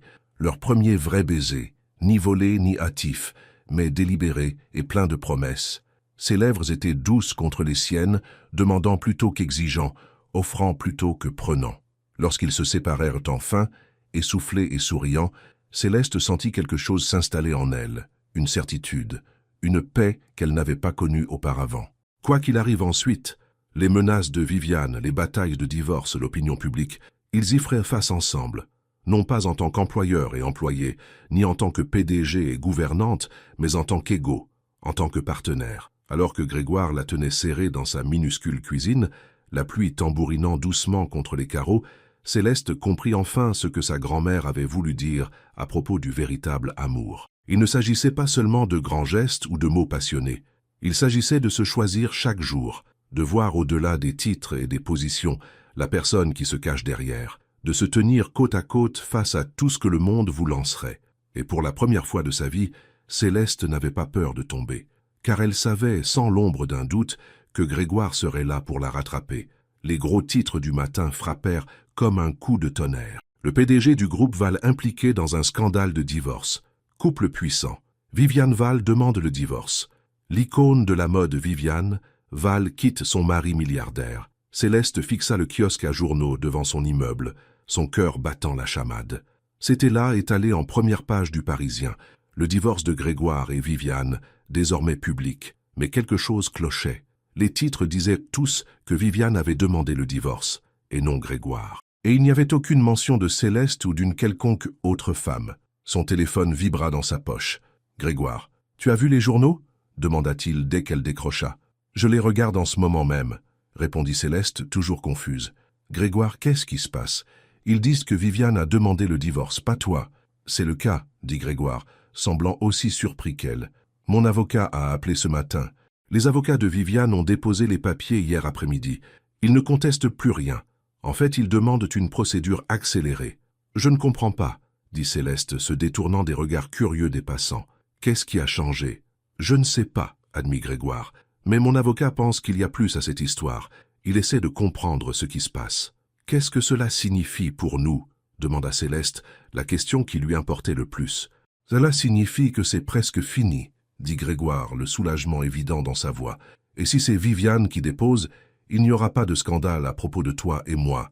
Elle protège sa propre image. » Après avoir raccroché, Céleste acheta un exemplaire de chaque journal, scannant les articles pour toute mention d'elle-même. Il n'y avait rien, pas même un soupçon d'infidélité ou d'une tierce personne. Selon les journaux, Viviane et Grégoire s'étaient éloignés et se séparaient à l'amiable. C'était comme si les menaces de Viviane, le détective privé, les photos, rien de tout cela n'avait jamais eu lieu. Quelque chose ne collait pas. Ce soir-là, Céleste terminait son dîner lorsque sa sonnette retentit. Elle n'attendait personne, et un instant elle craignit que ce ne soit à nouveau Viviane, ou pire, des journalistes qui l'auraient liée à Grégoire. Elle regarda par le Judas et fut surprise de voir Tania sautillant de joie. « Tu ne vas pas croire ce que je viens d'entendre » s'écria Tania dès que Céleste ouvrit la porte. « C'est partout sur les sites People. »« Quoi donc ?» demanda Céleste, faisant entrer son amie. Tania sortit son téléphone, faisant défiler frénétiquement. « Tiens, regarde ça !» Elle tendit le téléphone à Céleste. Sur l'écran, un bloc de potins affichait une photo floue de Viviane Val, quittant un hôtel à Paris, main dans la main avec un homme grand aux cheveux foncés. Le titre disait « L'amant secret de Viviane Val révélé, l'icône de la mode, quitte son mari PDG pour un désigné européen. » « Oh mon Dieu !» murmura Céleste parcourant l'article. Selon le site de Potin, Viviane voyait le célèbre designer français Jean-Luc Renault depuis plus d'un an. Ils s'étaient rencontrés à la Fashion Week de Paris et avaient mené une liaison discrète, tandis que Viviane maintenait son mariage avec Grégoire pour les apparences. « Elle le trompait tout ce temps !» s'exclama Tania. « Et maintenant, elle le quitte pour son amant. C'est comme dans un feuilleton. » Céleste s'enfonça dans son canapé, essayant de digérer cette information. Grégoire avait mentionné que Viviane voyait quelqu'un à Paris, mais elle n'avait pas réalisé à quel point c'était sérieux. Assez sérieux pour que Viviane demande elle-même le divorce, apparemment. « Attends, » dit soudain Tania, suspicieuse. « Tu n'as pas l'air très surprise, tu étais au courant ?»« Pas exactement, » éluda Céleste. Grégoire a mentionné qu'elle voyait quelqu'un, mais pas que c'était si sérieux. Les yeux de Tania s'écarquillèrent. « Grégoire, depuis quand tu tutoies ton ancien patron ?» Son expression s'éclaircit soudain. « Oh mon Dieu, le truc compliqué dont tu ne voulais pas me parler, c'était lui, n'est-ce pas ?» Céleste soupira.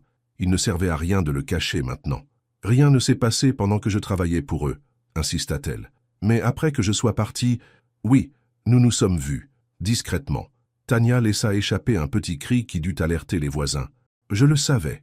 La façon dont il te regardait ce jour-là au café, je savais que quelque chose se passait. C'est compliqué, » dit Céleste, un euphémisme s'il en fut. « Mais maintenant, ça ne l'est plus, » fit remarquer Tania, désignant son téléphone. « Si c'est Viviane qui trompait et qu'elle demande le divorce pour être avec son petit ami designer, alors vous et Grégoire êtes tirés d'affaire. Pas de scandale, pas d'accusation, rien. C'était vrai, » réalisa Céleste. Avec Viviane se présentant comme celle qui quittait le mariage, et pour un autre homme, il n'y aurait pas de jugement pointé sur Céleste, pas de photos divulguées à la presse, aucun dommage à la réputation de Grégoire ou à la sienne. C'était presque trop beau pour être vrai. « Tu lui as parlé ?» demanda Tania. « Il est au courant ?» Avant que Céleste ne puisse répondre, son téléphone sonna. Encore Grégoire. « Je dois prendre cet appel, » dit-elle à Tania qui fit un geste exagéré de « vas-y ». « Grégoire » répondit Céleste, se dirigeant vers la cuisine pour un peu d'intimité. « Tu as vu les sites de potins ?» demanda-t-il sans préambule. « Tania vient de me montrer, » confirma Céleste. « Alors c'est vrai, à propos de Viviane et ce designer ?»« Apparemment, » dit Grégoire, amusé. « Mon avocat vient de raccrocher avec le sien. Viviane veut une rupture nette, pas d'allégations salissantes, pas de négociations interminables. Elle est prête à accepter un accord plus que juste pour nous deux.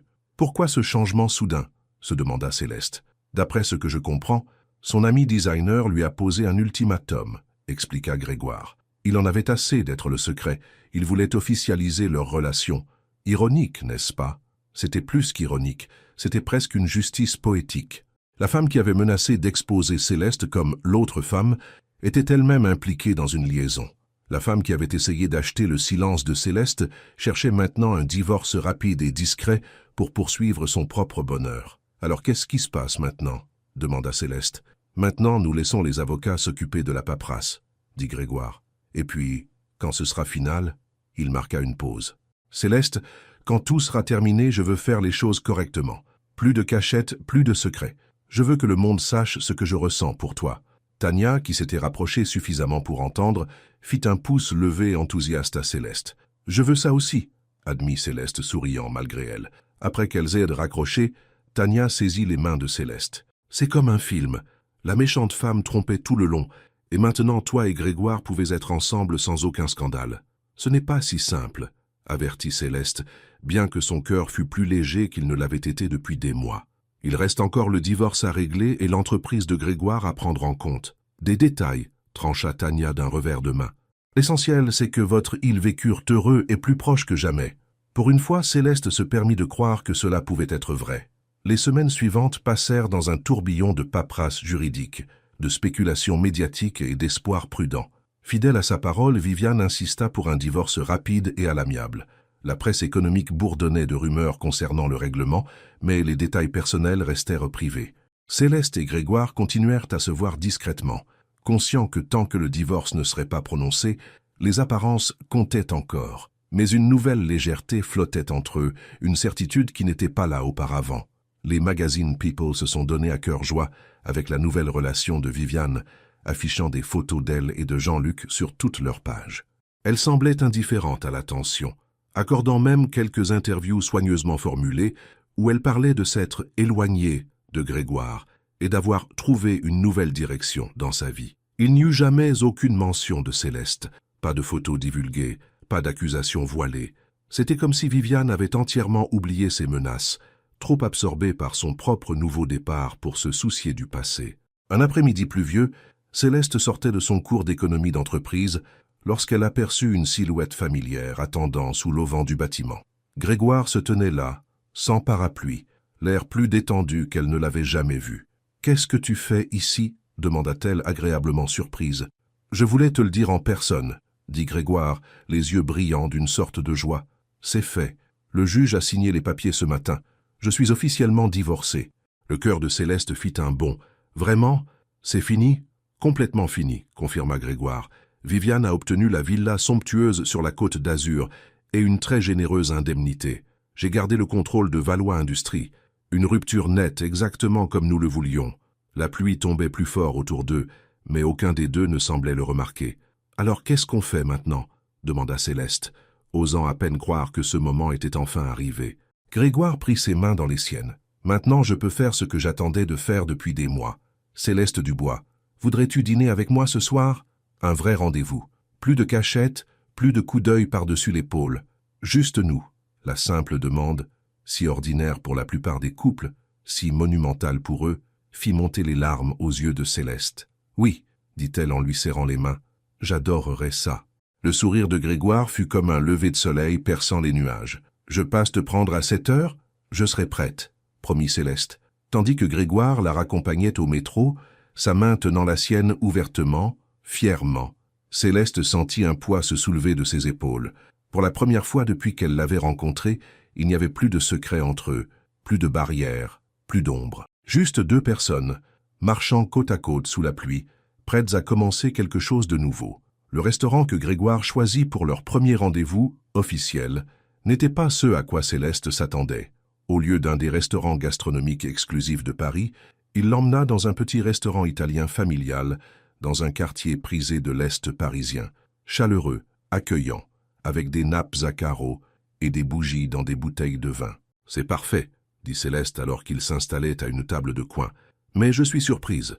Je pensais que tu choisirais un endroit plus chic. » Grégoire secoua la tête. « J'en ai eu assez de ce monde. Les apparences, le réseautage, le fait d'être vu aux bons endroits. Ça, c'est réel. » Il tendit la main par-dessus la table, prenant la sienne. Comme nous.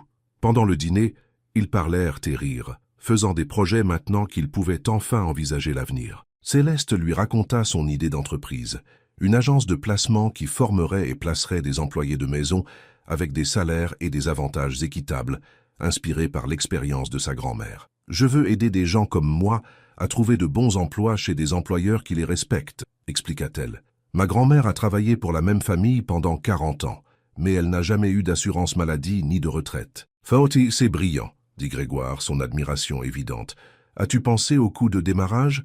Au bureau? J'ai travaillé sur un business plan pour mon projet de fin d'études, » admit Céleste. « Mais ce n'est encore qu'un rêve à ce stade. Je dois d'abord terminer mes études, économiser un capital. »« Je pourrais t'aider, » proposa Grégoire. « Pas seulement avec de l'argent, mais avec des contacts, du mentorat. » Céleste hésita. « Je ne veux pas profiter de notre relation. »« Ce n'est pas profiter, » l'assura Grégoire. « C'est s'associer. C'est ce que font les gens qui s'aiment. Ils soutiennent les rêves l'un de l'autre. » La simplicité avec laquelle il parla d'amour, comme si c'était la chose la plus naturelle du monde, réchauffa Céleste de l'intérieur. « En parlant de rêve, » continua Grégoire, l'air soudain un peu nerveux, « j'ai aussi pensé à faire quelques changements dans ma vie. »« Quel genre de changement ?» demanda Céleste curieuse. « J'ai été dans cet appartement de luxe pendant 6 ans, » dit Grégoire. « Ça n'a jamais vraiment ressemblé à une maison, plutôt à une pièce d'exposition que Viviane a conçue pour les magazines. Je veux quelque chose de différent maintenant, quelque chose qui semble réel, habité. Tu déménages ? » « Je cherche des endroits, » confirma Grégoire. « Plus petits, plus cosy, peut-être dans un quartier tranquille de Paris. » Il hésita, puis ajouta « Un endroit où nous pourrions construire une vie ensemble, à terme, si c'est ce que tu veux aussi. » L'implication, un avenir ensemble, un foyer qu'ils partageraient, fit battre le cœur de Céleste à tout rompre. « Ça a l'air merveilleux, » dit-elle doucement. « Mais je ne veux pas me précipiter. Nous avons le temps maintenant. » Grégoire hocha la tête, la compréhension dans ses yeux. Tout le temps du monde. Après le dîner, ils se promenèrent dans le quartier main dans la main, faisant du lèche-vitrine et parlant de tout et de rien. Le confort simple entre eux semblait un cadeau après des mois de tension et d'incertitude. Lorsqu'ils atteignirent l'immeuble de Céleste, Grégoire la serra contre lui sous l'auvent. « Merci, dit-il doucement. De quoi? D'avoir cru en moi, d'avoir attendu, d'avoir vu le vrai moi quand tout le monde ne voyait que le PDG. Céleste toucha son visage doucement. Merci d'avoir valu l'attente. Leur baiser fut doux, sans hâte, plein de promesses. Plus de moments volés, plus de regards par-dessus l'épaule. Juste deux personnes amoureuses, debout dans la lumière. « Bonne nuit, Céleste », murmura Grégoire contre ses lèvres. « Bonne nuit, Grégoire ». Tandis qu'elle le regardait s'éloigner, Céleste toucha le médaillon à son cou, l'héritage de sa grand-mère, désormais entrelacé au souvenir de Grégoire. Pour la première fois de sa vie, elle comprit ce que sa grand-mère avait voulu dire à propos du véritable amour. Ce n'était pas toujours facile ou simple. Parfois, cela arrivait au mauvais moment, au mauvais endroit, avec des obstacles apparemment insurmontables. Mais quand c'était réel, quand c'était honnête, profond et vrai, cela valait la peine de se battre, cela valait la peine d'attendre, cela valait la peine d'y croire. 6 mois plus tard, Céleste se tenait devant le miroir de son nouvel appartement, ajustant la simple robe bleue qu'elle avait choisie pour le dîner de ce soir. Ses doigts se posèrent automatiquement sur le médaillon de sa grand-mère, le poids familier la réconfortant contre sa peau. Tant de choses avaient changé en un semestre. Elle avait obtenu son diplôme en commerce, commencé à travailler sur son agence de placement avec le soutien de Grégoire, emménagé dans un appartement plus agréable dans un quartier plus sûr. Et à travers tout cela, sa relation avec Grégoire s'était approfondie, se renforçant chaque jour. Ils avaient pris leur temps, comme elle le souhaitait. Pas de précipitation pour emménager ensemble, pas de décision hâtive dictée par le soulagement de pouvoir enfin être ensemble, ouvertement. Au lieu de cela, ils avaient reconstruit une base, des conversations honnêtes, des expériences partagées, apprenant les habitudes, les particularités et les rêves de l'autre. La sonnette retentit et Céleste se jeta un dernier coup d'œil dans le miroir avant d'aller ouvrir. Grégoire se tenait là, toujours aussi beau dans une simple chemise boutonnée et un pantalon, tenant un petit bouquet de fleurs sauvages. Elles m'ont rappelé celle de l'appartement de luxe, ce dernier jour où tu y travaillais, expliqua-t-il en les lui tendant. Tu te souviens? Bien sûr que oui, dit Céleste souriant au souvenir. C'était le jour où tu m'as rendu mon médaillon. Les yeux de Grégoire s'adoucirent. Je l'ai trouvé derrière la bibliothèque. Je l'ai gardé en sécurité jusqu'à ce que je puisse te le rendre. Tu as toujours été bon pour ça, dit Céleste, se hissant pour l'embrasser. Garder les choses en sécurité. Alors qu'elle mettait les fleurs dans l'eau, Grégoire se déplaçait dans sa cuisine avec une aisance familière. 6 mois de dîner, de petits déjeuners et de conversations nocturnes l'avaient rendue aussi à l'aise dans son espace qu'elle l'était dans le sien. « Alors, dit Céleste alors qu'il quittait son appartement, où allons-nous ce soir?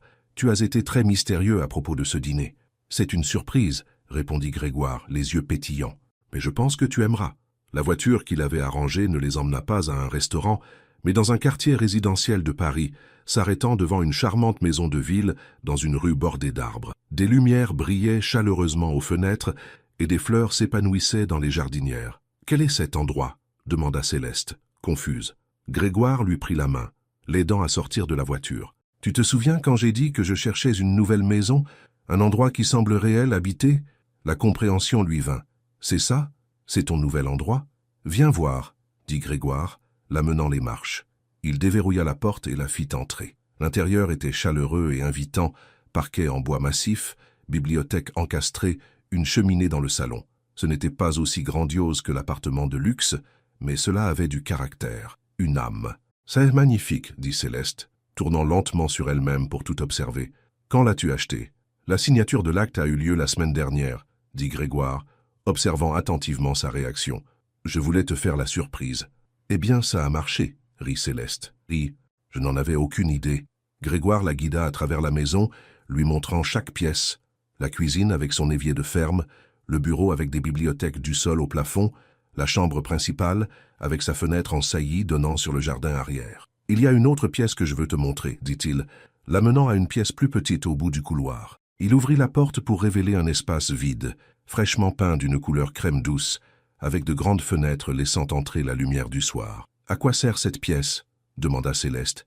Grégoire prit une profonde inspiration. « Cela dépend de toi. »« De moi ?» Il se tourna vers elle, prenant ses 2 mains dans les siennes. « J'ai acheté cette maison parce que cela me semblait être un endroit où je pourrais construire une vraie vie, une vie heureuse. Mais je ne veux pas vivre ici seule, Céleste. » Son cœur commença à s'emballer alors qu'elle réalisait ce qu'il disait. « Cette pièce pourrait être ton bureau à domicile pour ton agence de placement. continua Grégoire. Ou cela pourrait être tout autre chose un jour, une chambre de bébé peut-être. Tout ce que nous voudrons que ce soit, ensemble. Il fouilla dans sa poche et en sortit une petite boîte de velours, pas si différente de celle qu'il lui avait donnée avec son médaillon il y a de nombreux mois. Mais celle-ci contenait quelque chose de très différent. Alors qu'il l'ouvrait, révélant une bague en diamant simple mais élégante, Grégoire s'agenouilla. « Céleste Dubois, je t'aime plus que les mots ne sauraient te le dire.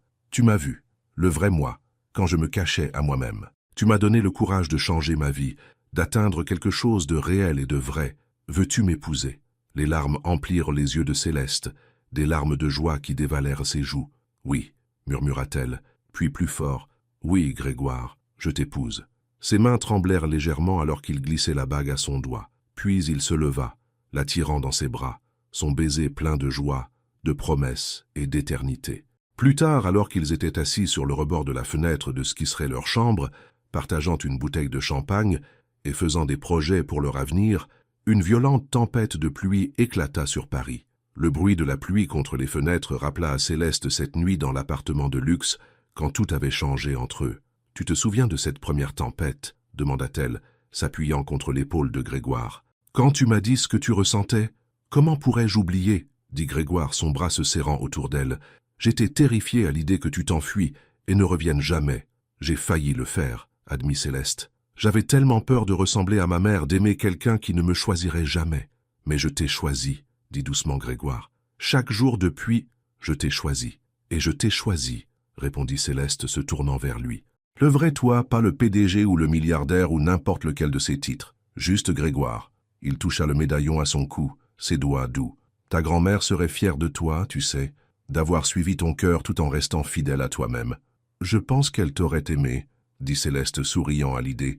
Elle disait toujours que le véritable amour ne se termine pas, il change juste de forme. « J'aime ça, » murmura Grégoire, la serrant plus près. « Et je compte t'aimer sous toutes les formes, à travers chaque changement pour le reste de nos vies. » Alors que la pluie tombait plus fort dehors, ils restèrent enlacés, planifiant leur avenir à voix basse, entre rires et baisers. Un avenir construit non pas sur des secrets ou des apparences, ou ce que les autres pensaient, mais sur quelque chose de beaucoup plus fort, la vérité, le respect et un amour qui avait survécu à toutes les épreuves. 3 mois plus tard, par une belle journée d'automne, Céleste se tenait à l'arrière d'une petite chapelle, sa simple robe blanche flottant autour d'elle. Par les portes ouvertes, elle pouvait voir leurs invités, un petit groupe d'amis, les collègues de confiance de Grégoire, ses camarades de classe et ses professeurs. Pas de mariage mondain élaboré pour eux, pas de photographes de magazines glacés, pas de politique d'entreprise déguisée en célébration. Juste les gens qui comptaient, réunis pour témoigner de leurs promesses mutuelles. Tania se tenait à ses côtés, servant de demoiselle d'honneur, s'occupant du voile de Céleste. « Je n'arrive toujours pas à croire que ça arrive, » murmura-t-elle avec enthousiasme. « Ma meilleure amie épouse Grégoire Valois. »« Juste Grégoire, » corrigea doucement Céleste. « C'est lui que j'épouse. Pas le PDG, pas le milliardaire, juste l'homme. » Tania lui serra la main. « Et il épouse une femme incroyable. Ta grand-mère serait si fière. » Céleste toucha le médaillon à son cou, son quelque chose d'ancien pour le jour du mariage. « Je pense qu'elle est fière, où qu'elle soit. » La musique changea, signalant qu'il était temps. Tania lui fit un dernier câlin avant de descendre l'allée. Et puis Céleste marcha, ses yeux fixés sur Grégoire qui l'attendait à l'hôtel. Il la regarda non pas avec l'appréciation polie que les hommes donnent souvent aux belles femmes, mais avec émerveillement, avec révérence, avec un amour si profond qu'il transformait son visage. Lorsqu'elle l'atteignit, il prit ses mains dans les siennes, ses yeux ne quittant jamais les siens. « Tu es magnifique, » murmura-t-il. « Toi aussi, » murmura-t-elle en retour, le faisant sourire. La cérémonie fut simple, les vœux traditionnels, mais sincères. Lorsque l'officiant les déclara mari et femme, Grégoire l'embrassa avec une tendresse qui fit monter les larmes à ses yeux. « Mesdames et messieurs, » annonça l'officiant, « je vous présente monsieur et madame Valois. » Mais alors qu'ils se tournaient pour faire face à leurs invités, Grégoire se pencha à son oreille. « Monsieur Valois et madame Dubois-Valois, » corrigea-t-il doucement, « parce que tu es ta propre personne, et tu le seras toujours. » Le petit geste, sa reconnaissance de son indépendance, de son identité, remplit le cœur de Céleste à déborder. C'était à cela que ressemblait l'amour. Non pas possession ou contrôle, mais respect, soutien et une vision claire de l'autre.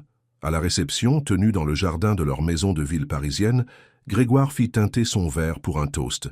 Les invités réunis firent silence, attentifs. « Je tiens à tous vous remercier d'être ici aujourd'hui », commença-t-il. « Pour ceux qui ne connaissaient pas notre histoire, Céleste et moi nous sommes rencontrés lorsqu'elle travaillait comme employée de maison dans mon appartement de luxe. » Un murmure de surprise parcourut les invités qui ignoraient ce détail. « Je vivais ce qui ressemblait à la vie parfaite sur le papier, » continua Grégoire. « Mais à l'intérieur, j'étais seul, perdu, piégé dans un mariage qui n'existait que pour les apparences. » Il regarda Céleste, ses yeux doux d'amour. « Et puis cette femme incroyable est entrée dans ma vie. Elle a remarqué des choses que d'autres manquaient. Elle a écouté, elle s'est souciée. Et surtout, elle a vu le vrai moi sous tous les titres et les apparats. » Grégoire leva son verre plus haut. « À ma femme, Céleste, qui m'a appris que le cœur que j'ai caché si longtemps valait la peine d'être montré au monde. »« À Céleste !» firent écho les invités, levant leurs verres. Alors que la célébration se poursuivait autour d'eux, Grégoire entraîna Céleste sur la piste de danse pour leur première danse en tant que mari et femme. La musique s'amplifia. Pas une chanson pop à la mode, mais un vieil air gospel, le genre que sa grand-mère fredonnait en travaillant. « Comment as-tu su ?» demanda Céleste, surprise par le choix. « Je me suis souvenu que tu le fredonnais ce premier jour, quand je t'ai vraiment vu pour la première fois, » expliqua Grégoire. « J'ai demandé à Tania de m'aider à trouver la bonne chanson. » Les larmes montèrent aux yeux de Céleste alors qu'ils se balançaient ensemble, entourés des gens qu'ils aimaient. Cet homme, qui avait autrefois semblé si loin au-dessus d'elle, si intouchable, avait remarqué les moindres détails la concernant dès le tout début. « Je t'aime », murmura-t-elle contre son épaule. « Et je t'aime », répondit-il, plus que je n'aurais jamais de mots pour le dire. Plus tard ce soir-là, alors que la réception touchait à sa fin et que les derniers invités commençaient à partir, une soudaine averse d'automne s'abattit sur Paris. Les invités restants se dépêchèrent de rentrer ou de s'abriter sous les tentes, riant du temps inattendu, mais Céleste et Grégoire restèrent sur la piste de danse, la pluie mouillant leurs vêtements de mariage, sans qu'aucun d'eux ne fasse le moindre mouvement pour chercher un abri. « Nous devrions probablement rentrer, » dit Grégoire, bien qu'il ne fît aucun mouvement pour la lâcher. « Pourquoi ?» demanda Céleste, inclinant son visage vers la pluie. « Certains de nos meilleurs moments se sont produits sous la pluie. » Grégoire rit, la serrant plus près. « C'est vrai, cette première tempête dans l'appartement de luxe, le jour où le divorce a été prononcé, et maintenant, notre jour de mariage. Tu vois, c'est comme si l'univers nous donnait sa bénédiction. » Tandis que leurs invités observaient depuis l'abri de la maison, Grégoire Valois et Céleste Dubois-Valois dansaient sous la pluie le jour de leur mariage, insouciants des vêtements mouillés ou des coiffures gâchées. Tout ce qui comptait, c'était ce moment, cet amour, ce nouveau départ. Pour Céleste, qui avait autrefois été invisible dans l'appartement de luxe des Valois, et pour Grégoire, qui avait caché son vrai moi derrière la richesse et le statut, la pluie était un rappel du chemin parcouru. D'employeur à employé, d'homme marié à femme prudente, à mari et femme, égaux dans l'amour et dans la vie. Plus de secrets, plus de cachettes, plus de honte. Juste deux personnes marchant côte à travers toutes les intempéries que la vie pourrait apporter. Ensemble. Fin.